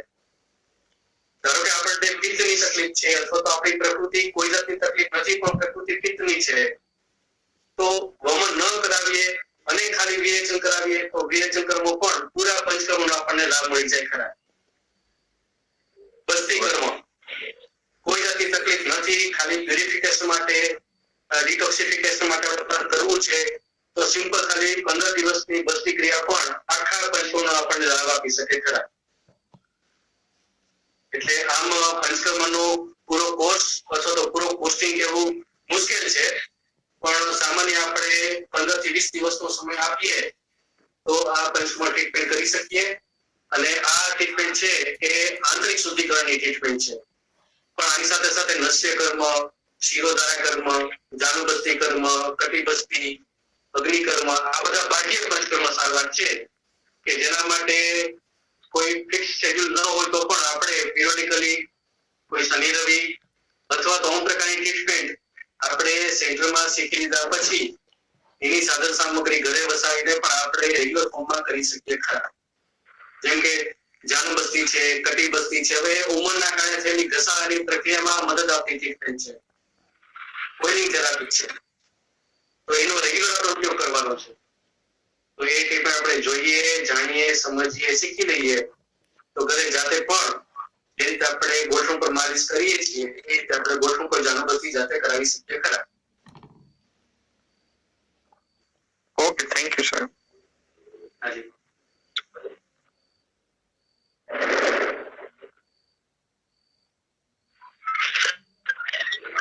નમસ્કાર. હાજી. સાહેબ, પંચકર્મનો આપણે અભ્યાસ કરવો હોય એના વિશે ઊંડું માહિતી લેવી તો કઈ રીતે મળી શકશે? બરાબર છે. અત્યારે હું પંચગવ્ય આધારિત ચિકિત્સા કરું છું અને સાથે સાથે નેચરોપેથી અભ્યાસ મારે ચાલુ જ છે. બરાબર છે. કચ્છ યુનિવર્સિટીમાં. અને અત્યારે હું થોડુંક ચિકિત્સા પણ કરું છું સાથે સાથે એક્યુપ્રેશર અને ફિઝિયોથેરાપી દ્વારા. તો થોડુંક મને આમાં પણ ઇન્ટરેસ્ટેડ છે કે લોકોને આપણે સેવા આપી શકીએ. બરાબર છે. પંચકર્મ સ્ટાન્ડર્ડ રીતે આપણે જોઈએ તો જે 12th સાયન્સમાં આપણે સંસ્કૃત રાખ્યા પછી બીએમએસ નો કોર્સ કરતા હોઈએ છીએ. બીએમએસ ની કોલેજ જાહેર છે અને રાજકોટમાં પોતાની કોલેજ છે બીએમએસ અભ્યાસ માટે. અને આ બીએમએસ અભ્યાસ કર્યા પછી એમડી કોર્સ કરવાનો હોય છે. 3 વર્ષ એમડી નો કોર્સ થતો હોય છે. તો એ કોર્સ કર્યા પછી આપણને એમડી પંચમાં ડિગ્રી મળતી હોય છે અને પછી આ પંચકર્મ ક્લિનિક્સ આપણે સારવારમાં લેતા હોઈએ છીએ. પણ પંચકર્મ ને આપણી ક્લિનિકમાં રેગ્યુલર ફોર્મમાં ઉપયોગ કરવા માટે એનો ખાસ રેગ્યુલર અભ્યાસ એ ઘણો મહત્વનો હોય છે. કારણ કે દરેક પેશન્ટની અલગ અલગ પ્રકારની પ્રકૃતિ, તાસીર, સ્વભાવ હોવાના કારણે દરેકનું પંચકર્મ અલગ અલગ ટાઈપનું હોવાનું. કોઈને ત્રીજા દિવસનું ઘી પીવડાવ્યું હોય, ચોથા દિવસે પીળો હોય તો પણ તકલીફ આવતી હોય અને કોઈને ફાવતું હોય તો 6મો દિવસ, 7મો દિવસ કોઈ જાતની તકલીફ વિના ઘી પી લેવાતું હોય. એટલે પંચકર્મને ટ્રીટમેન્ટમાં એપ્લાય કરવા માટે જે બાહ્ય પંચકર્મ બતાવેલ છે અભ્યંગ કર્મ, સ્વેદન કર્મ, શિરોધારા કર્મ, તર્પણ કર્મ, નશ્ય કર્મ, કર્ણપૂરણ કર્મ આ બધા કર્મો એવા છે કે જે એક્સટર્નલ અથવા તો સ્થાનિક સારવાર રૂપે આપવામાં આવતા હોય છે. એ આપણે કોઈ પણ ચિકિત્સક સાથે અથવા તો કોઈ સેન્ટરમાં દોઢ બે મહિનો આપણે સાથે રહીએ તો આપણને કયું મટીરિયલ કેટલું ગરમ કરવું, કઈ રીતે ઉપયોગમાં લાવવા, કયા સાધનો વાપરવા, સાધનો ક્યાંથી મળે, ઘરેલું સાધનોનો ઉપયોગ કઈ રીતે કરવાનો, આપણો કેટલો એક્સપેન્સ થતો હોય, કઈ પ્રકારની વ્યવસ્થા રાખવાની, કયા પ્રકારનું આપણે પેશન્ટને મટીરિયલ ઇન્ફોર્મેશન પ્રોવાઈડ કરવાની, અથવા તો કયા પ્રકારના ફોર્મ્સ બનાવવાના, પેશન્ટ પાસેથી કેટલું પેમેન્ટ લેવાનું, કેટલો આપણો એક્સપેન્સ થાય છે, એ આપણે કોઈ પણ વૈદ પાસે 2 મહિના આપણે રહીએ તો એ આપણને ખ્યાલ આવી જતો હોય છે, આવડી જતો હોય છે, શીખાઈ જતું હોય છે, અને પછી એના માર્ગદર્શન સાથે આપણે આપણી ક્લિનિકમાં પણ પંચકર્મ ટ્રીટમેન્ટ કરાવી શકીએ ખરા. સ્પેસિફિક પંચકર્મ ટ્રીટમેન્ટ માટે કોઈ સર્ટિફિકેટ કોર્સ અમુક શિબિર અથવા તો ઇન્ફોર્મેટિવ પ્રોગ્રામ થતા હોય છે, એમાં આપણે જોડાઈ શકીએ. પણ ગવર્મેન્ટ માન્ય તો એક જ કોર્સ છે કે બીએમએસ કર્યા પછી, ડોક્ટર બન્યા પછી એમડી પંચકર્મની 3 વર્ષની અભ્યાસ કર્યા પછી ડિગ્રી લેવાની હોય છે.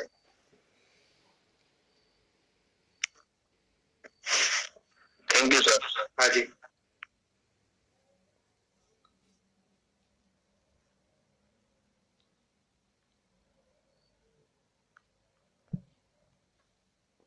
હેલો, નમસ્તે.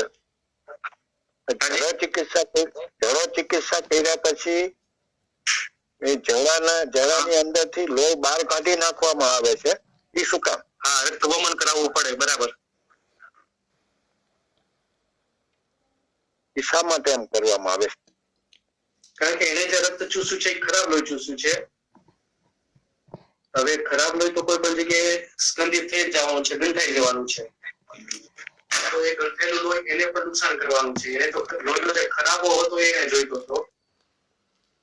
એટલે લોહી ચૂસ્યા પછી એનો જે ખરાબ ભાગ છે એ જળોઈ લીધા પછી આપણે લોહીને બહાર કાઢી નાખીએ તો જ એ ચંચળ બનશે, પોતાનો સામાન્ય ખોરાક લઈ શકશે અને 5-7 દિવસો પછી ફરી પાછો ઉપયોગ કરી શકશું. જો રક્તમાં ન આવે તો એક પ્રકારનો મધ નામનો રોગ થાય છે અને એનાથી પછી જળો મરી જતી હોય છે. કારણ કે જળોને આપણું લોહી નથી જોતું, પણ લોહીનો ખરાબો જોઈએ છે. તો એ વિકાર છે એના પર જ જળો કામ કરે છે. એટલે જળો સારવાર કર્યા પછી જળોનો ખોરાક આપણે જે પાણીમાં લીલ થતી હોય, સેવાળ થતી હોય, જે કમળના પાન થતા હોય, કમળની દાંડલી થતી હોય, કાદવ કીચડમાં જે વસ્તુ થતી હોય છે દરેક વસ્તુ જળોનો ખોરાક. જળોને કાચની અથવા તો માટીની વાસણમાં રાખવામાં આવે અને દર 3-4 દિવસે પાણી બદલાવવામાં આવે અને એમાં વચ્ચે આવી રીતે લીલ, સેવાળ, કમળકાંડ ની પાંદડીને રાખતા રહીએ તો જળો લાંબો સમય સુધી જીવિત રહેતી હોય છે. જળોને ગરમી ન લાગવી જોઈએ, બાફ ન લાગવો જોઈએ. જાનુબસ્તી કેટલા દિવસ આપવાની હોય છે? જાનુસી એકચ્યુઅલી બોઇલિંગ પ્રોસેસ છે. જે રીતે આપણે હિંચકાના કડામાં તેલ પૂરતા હોઈએ છીએ, જે રીતે કુકરની રીંગને કૂણી કરવા માટે ગરમ પાણીમાં બોળતા હોઈએ છીએ, જે રીતે જૂના ટકાયેલા ડટ બોલને કેરોસીનમાં બોળી રાખતા હોઈએ છીએ, એ રીતે જાનુબસ્તી કોઈને 5 દિવસ, કોઈને 10 દિવસ, કોઈને 15 દિવસનો ક્રમ આપવામાં આવતો હોય છે. જાનુબસ્તી ગોઠણને બચાવવા માટે, ગોઠણને મજબૂત કરવા માટેની સારવાર છે. પણ જે લોકોનું વજન વધારે હોય અથવા જે લોકોની હાઈટ વધારે હોય અને ઘસારો લાગેલો હોય તો ત્યાં દર 2-3 મહિને આવી રીતે 10 થી 15 દિવસનો જાનુબસ્તીનો 1 કલાકનો કોર્સ કરવો પડતો હોય છે. આપણે ખ્યાલ હોય તો ફિઝિયોથેરાપી સેન્ટર્સ હોય છે, એમાં ટ્રેક્શનનો ઉપયોગ કરવામાં આવતો હોય છે. ટ્રેક્શન પગના જે નળા કહીએ આપણે ત્યાં લગાવીને પછી બીજી બાજુ ઈંટ અથવા તો પાણી લટકાવીને પગને ખેંચી રાખવામાં આવતો હોય છે. એ પ્રકારની સારવાર પેશન્ટને સમજાવી અને રેગ્યુલર ઘરે પણ જાતે આ પ્રકારની પોસ્ચર રાખી અને ગોઠણનું મજબૂતી વધારી શકે, ગોઠણના ઘસારાને અટકાવી શકે, એ રીતે આપણે ટ્રેક્શન આપતા હોઈએ છીએ અને ઘરે જાતે પણ કરી શકે ખરા. ગોઠણ સિવાય સાહેબ લિગામેન્ટ ને ટેન્ડન ને એને પણ મજબૂત કરી શકાય જાનુબસ્તી? લિગામેન્ટ જે તાણિયા કહીએ આપણે, ટેન્ડન કહીએ આપણે, દોરડા કહીએ. આપણા લિગામેન્ટ છે એ સોફ્ટ ટિશ્યુ હોય છે, તો એને રીજનરેટ કરવા માટે, એના ટોન વધારવા માટે, એની મજબૂતી માટે જે અશ્વગંધા છે, બદામ છે એનો ઉપયોગ કરીએ તો જાનુબસ્તીમાં એ દ્રવનો પણ સારો લાભ મળતો હોય છે. એટલે લિગામેન્ટ ટેર થઈ જતું હોય, ટેન્ડિનાઇટિસ થી જતા હોય, એ બધામાં પણ જાનબસ્તી સારો લાભ આપે. Yes, thank you. હાજી. સાહેબ નમસ્કાર, ખૂબ ખૂબ આભાર. સાહેબ મારે છે ને સર્વાઇકલ અને નંબર બધા જામ થઈ ગયા એટલે it is called bamboo spine. એટલે બામ્બુ સ્પાઇન ની અંદર અટાણે હું અડદનો લોટ ને ગુંડલું બનાવી અને 40 થી 45 મિનિટ લગભગ 6 મહિનાથી કરું છું. બરાબર. લગભગ 30% ફાયદો થયો. તો હવે એ પૂછવાનું હતું કે એક તો તેલમાં હું માલકાંગણી વાપરું છું અને હાટ સાકરનો વાપરું છું. હવે એનો ડ્યુરેશન લંબાઈ તો કઈ નુકસાન થાય કે કેમ, ને બીજું કે આ સિવાય કોઈ તેલ બદલવાનું હોય તો જણાવશો. આભાર. એટલે સામાન્યતઃ હવે તેલનો ઉપયોગ કરીએ છીએ ને એમાં જ આપણે તેલને ગરમ કરવાના સમયે ઘી સાથે ઉમેરી દઈએ અથવા તો જે રીતે મીણ વાપરતા હોઈએ છીએ ફિઝિયોથેરાપીમાં એ રીતે મીણનો ઉપયોગ કરીએ તો મીણ છે ને બાઇન્ડિંગ કેપેસિટી વધારવાનું કામ કરે, હીટિંગ વધારવાનું કામ કરે.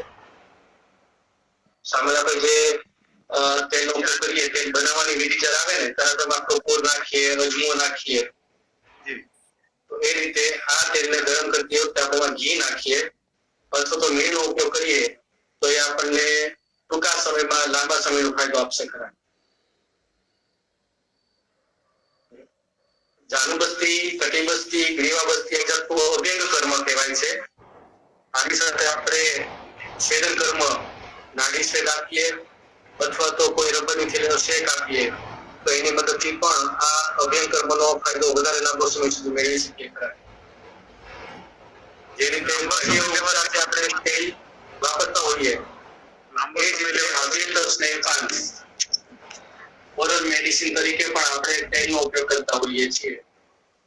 તો ખાસ આપણે ખ્યાલ હોય પારિજાત, રાતરાણી, બરાબર, તો એમાંથી પણ અમુક પ્રકારના સંવચર તેલ બનતા હોય છે, અમુક પ્રકારના લાક્ષા તેલ બનતા હોય છે, ભલા તેલ બનતા હોય છે, જેનો આપણે ઓરલી દવા તરીકે ઉપયોગ કરીને પણ ત્યારથી આપણે એક સાર્વત્રિક ફાયદો મેળવી શકીએ ખરા. વસ્તી કર્મ છે એ સ્થાનિક કર્મ છે, જ્યારે આપણે સાર્વત્રિક લાભ મેળવી શકીએ ખરા.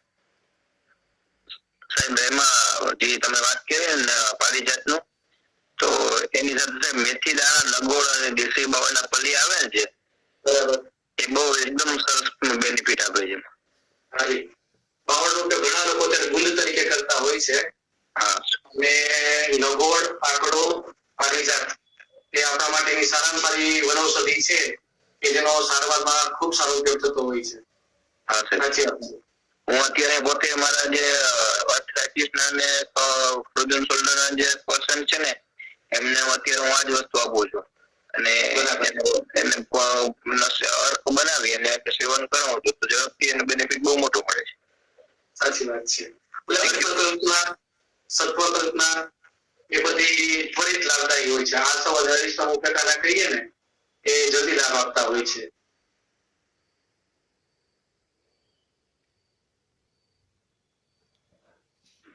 અનિલભાઈ સાપરિયા, આપનો પ્રશ્ન બોલો. અનિલભાઈ. જી જી સર, મારો સવાલ એક જ છે કે વજ રહ્યો વજ ઘોડાવજ, હા, ઘોડા વજ એના વિશે થોડીક વિસ્તૃત જાણકારી જોતી હતી. એટલે ઘોડાવજ છે ને આમેનું મુખ્ય કામ છે વાચીય શક્તિ. આપણને વાચા આપે. સ્પીચ થેરાપીમાં ઘોડાવજ ખૂબ સારું કામ કરે.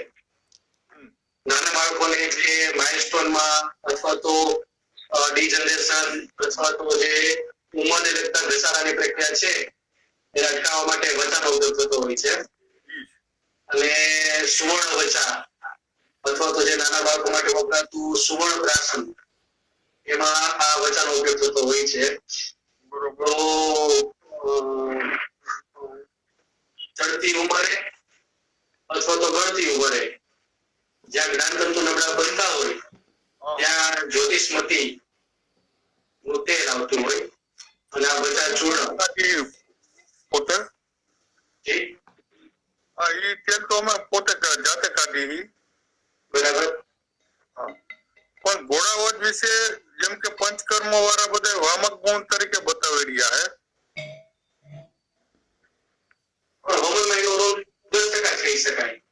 સૌથી ઉપયોગ વધારે થતો હોય છે મદન ફળ વિંડો નહીં એ તો છે પછી યષ્ટિ મધુ. જેમ હમણાં તમે જ કીધું હતું થોડીક વાર પહેલા વચાનું હા કે વામક માટેથી પંચકર્મમાં વમન ગુણ માટેથી વચાનો તમે ઉલ્લેખ કર્યો હતો બરાબર બરોબર પણ મેં તો કોઈ દિવસ વામક માટે વાપર્યું નથી પણ સાહેબ હું તો વર્ષોથી આ ઉલટી બંધ કરવામાં વાપરી રહ્યો. હમ.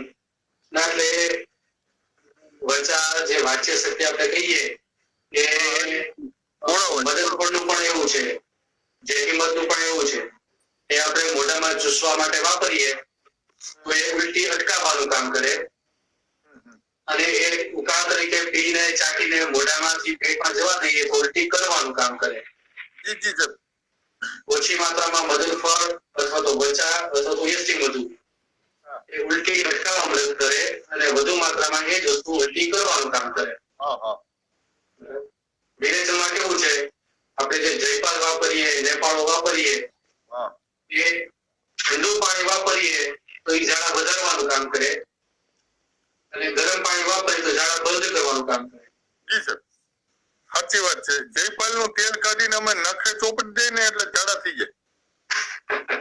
જમાલ ગોટો કહીએ આપણે હા હા નેપાળો કહીએ અને જાણ પેટમાં કઈ જળબડાટી મચાવે અને એના 2 ટીપા પણ દૂધમાં કે પતાસામાં આપણે આપેલા હોય એને કોઈને ખવડાવતો જ નથી સાહેબ ખાલી નખે ચોપડી દઉં ને એટલે ઝાડા કરાવી દઈએ.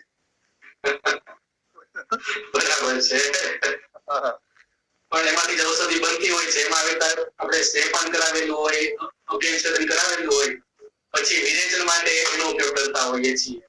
એનો બહુ સાચવીને ફેવરિટ ચીજ છે અને ગમે ત્યારે એની ટાઈમ હું ચાહે જંગલમાં જાઉં તોય ભલે અને અહીંથી ગુજરાત આવતો હોય તો ભલે સાહેબ હું નાગપુરમાં રહું મહારાષ્ટ્રમાં બરાબર ટ્રાવેલિંગ ટ્રાવેલિંગ ક્યાંય પણ હોય ચાહે જંગલમાં જાઉં તોય ભલે અને ગુજરાત આવતો હોય તો ભલે તો વચ્ચા મારા જેબમાં હોય ને હોય.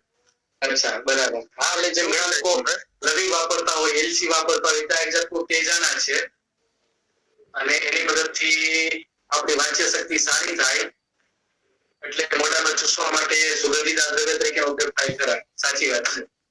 સાહેબ ઘણી વખત કમ્પાર્ટમેન્ટમાં કોઈ બુજુર્ગ આવી ગયા હોય ને અને ખાંસીથી ખાંસતા હોય દમ શ્વાસની તકલીફ હોય ને રાતનો ટાઈમ હોય તો એ લોકોને ઠંડો પવન આવે એટલે ખાંસી શરૂ થઈ જાય. બરાબર બરોબર તો ત્યારે વચ્ચાનો ખાલી ચણા ને દાળ જેટલો ટુકડો કાપીને દઈ દો એટલે ખાંસી બંધ થઈ જાય.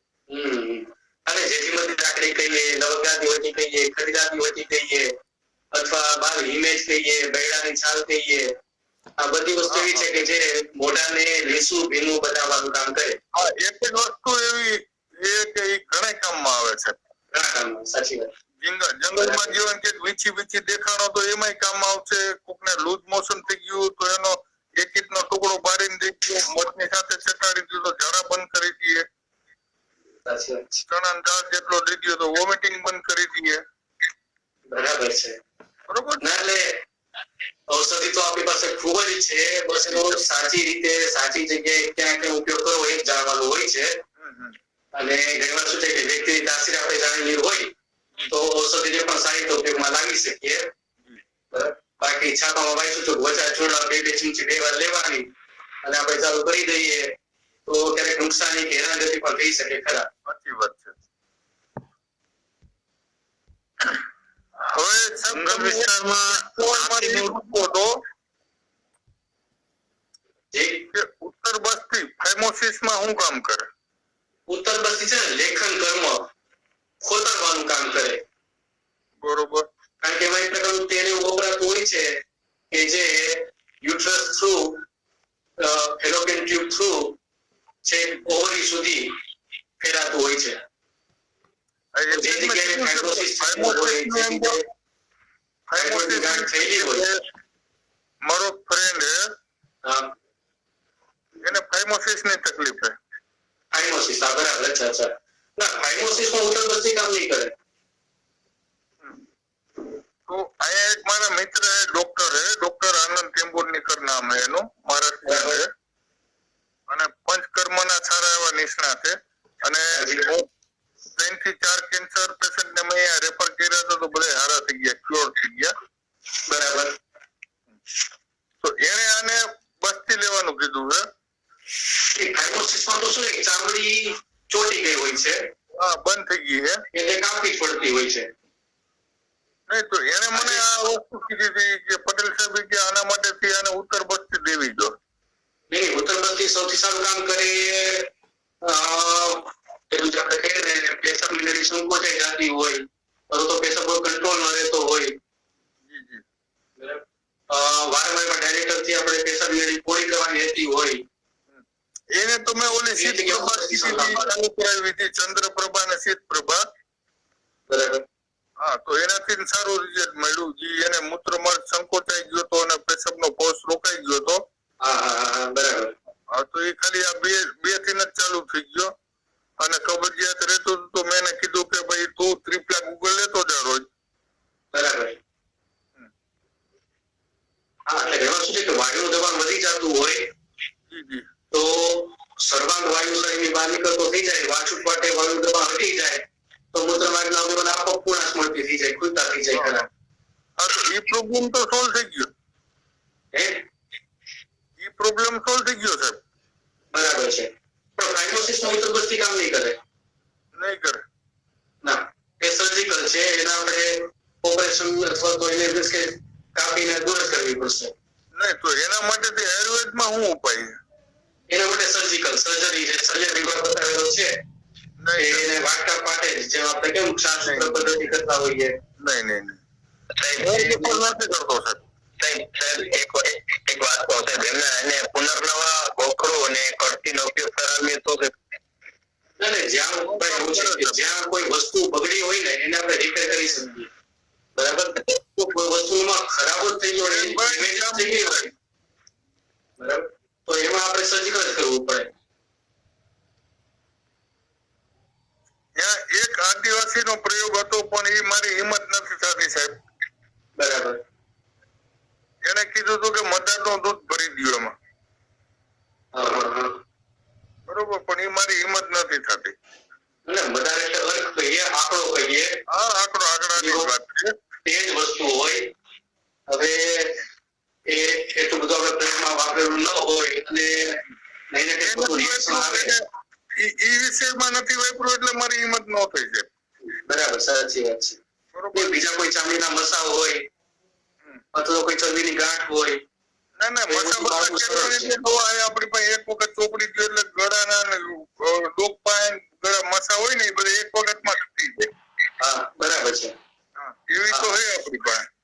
હા, બરાબર. એનો ઉપયોગ તો એ ટ્રીટમેન્ટ કરી શકીએ, પણ આમાં ફાઇબ્રોસિસ ન કરવું જોઈએ. જી જી, હું ઈ જ કર્યો છે. હા, બરાબર. એ છે આપણે ઓરલ ફાઇબ્રોસિસ કહેતા હોય, મોઢું ન ખુલતું હોય. રેફર ન કરી શકું. બરાબર. બરોબર હે ને? એટલા માટે જ પૂછી રહ્યો કે ભાઈ આ વિષયમાં તમને કઈ અનુભવ હોય તો આપણે એ માણસને સર્જરીથી બચાવી શકીએ. ના, ફાઇબ્રોસિસમાં સર્જરી કરવી પડતી હોય. એમ. તો આયુર્વેદમાં સાહેબ આનો કાંઈક ને કાંઈક તો ઈલાજ હશે ને? ના, આયુર્વેદમાં પણ છે ને સર્જરી વિભાગ અથવા તો સર્જિકલ બધું બતાવેલું છે. ના ના, એ તો બતાવે એ તો મને ખ્યાલ છે. હાજી. એટલે જ્યાં રચના બગડી છે, જ્યાં એની એનેટોમી બગડી છે, ત્યાં તો આપણે સર્જિકલ જ કરવું પડે. ત્યાં આપણે એને ફિઝિયોલોજી અથવા તો એની ક્રિયા સુધારી નહીં શકીએ. નહીં નહીં, હમણાં આપણે ડોક્ટર નાકરાણી સાહેબે ગ્રુપમાં છે અત્યારે જોવા છે. હાજી. હા, એને પૂછીએ કે આમાં કયો નાડીનો દોષ છે એમ, કારણ કે નાડી વિજ્ઞાનનું ઈ સાહેબને સારું એવું નોલેજ છે. બરાબર છે. બરોબર. તો હવે એને સવાલ કરીએ આપણે, જેથી કરીને મારું કહેવાનું એમ હે કે આયુર્વેદના હિસાબે જો કોઈની સર્જરી બચતી હોય, હા, બરોબર, તો એક મોટી ઉપલબ્ધિ કહેવાય આયુર્વેદ માટે. સાચી વાત છે. પણ શું દરેક સાયન્સની અમુક લિમિટેશન પણ હોય ને? હોય, નો ડાઉટ છે. પણ હું ઈ જ કર્યું કે જ્યારે હું આદિવાસી ક્ષેત્રોમાં આના વિશે મેં ઘણાને સવાલ કર્યો અહીંયાના વૈદ લોકોને. હા. તો એ લોકોનું મને કરીબન 4 થી 5 લોકોનું કહેવાનું એમ થયું કે તમે એમાં આંકડા ચીર ભરી દીધો કે ના, એટલે આ બધું શું છે, અખતરા છે, એક્સપેરિમેન્ટ છે. ભરીને રાખો. સમય નહોતો દીધો સાહેબ, આપણને 15 થી 20 દિવસ જ કીધું હતું. પણ છતાંય મારી હિંમત નહોતી થઈ, કારણ કે આ છે સૂત્રમાં વપરાય. હા હા સૂત્રનું છે. બરાબર, હા, એટલે મારી હિંમત નહોતી થઈ. સાચી વાત છે. ના પણ આયુર્વેદ સારું જ છે, સ્ટાન્ડર્ડ છે, બધું બરાબર, પણ એની પણ ઘણી લિમિટેશન્સ છે અને ધ્યાનમાં રાખીને જ આપણે સારવારનો ઉપયોગ કરવો જોઈએ. સાહેબ, આયુર્વેદની કોઈ લિમિટ નથી. બરોબર? સાચી વાત, સાચી વાત. હા, હું તમને કહું હવે કે જેવી વ્યક્તિ એવો અનુભવ, જેને જે અનુભવ કર્યો એ પ્રમાણે કરી આવે. બરાબર, બરોબર? જેમ મેં હમણાં તમને ઘડીક વાર પહેલા કીધું, તમારો જો ઓલું મેં વાંચ્યું વચ્ચાનું કે વોમિટિંગ માટે વપરાય, એટલે મેં મારો અનુભવ કીધો. અને હું મારી ટ્રાવેલિંગ ની અંદર એજ ટ્રાવેલિંગ કે પણ જંગલમાં જાઉં તો મારી પાસે ખિસ્સામાં એક જ વસ્તુ હોય. હા હા બરાબર, બીજું કઈ ન હોય સાહેબ. હું કોઈ વસ્તુ રાખતો નથી ભેગી. એકાદી કટર હોય આ જડીબુટીના ડાળખે કાપવા માટેની, અને એક વજનો ટુકડો હોય. બરાબર, બરોબર? કોઈને ઉલટી થાય તો બંધ કરાવી દી, કોકને ઝાડા થાય તો બંધ કરાવી દી. ના ના, આમાં તો એક બતાવે છે યોજક અસ્તુ શ્રેષ્ઠ. યોજનાઓ તો ઘણી બધી પ્રકારની છે, પણ આપણે એનો ક્યાં કઈ તો ઉપયોગ કરીએ છીએ, સમજી લઈએ, જાણી લઈએ, તો દરેક ઔષધિ દિવ્ય રૂપે છે અને એ આપણને ચોક્કસ લાભ આપે છે.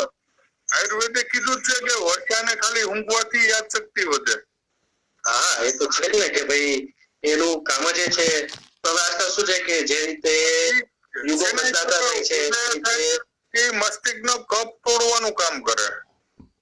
બરાબર, બુદ્ધિ શક્તિના 6 પ્રકાર કીધા આપણા શાસ્ત્રોએ કે મેઘા, પ્રજ્ઞા, કલ્પના, સ્મૃતિ, સ્મરણ અને ધારણા. બરાબર, બરોબર? આ 6 પ્રકારની બુદ્ધિ શક્તિ કીધી.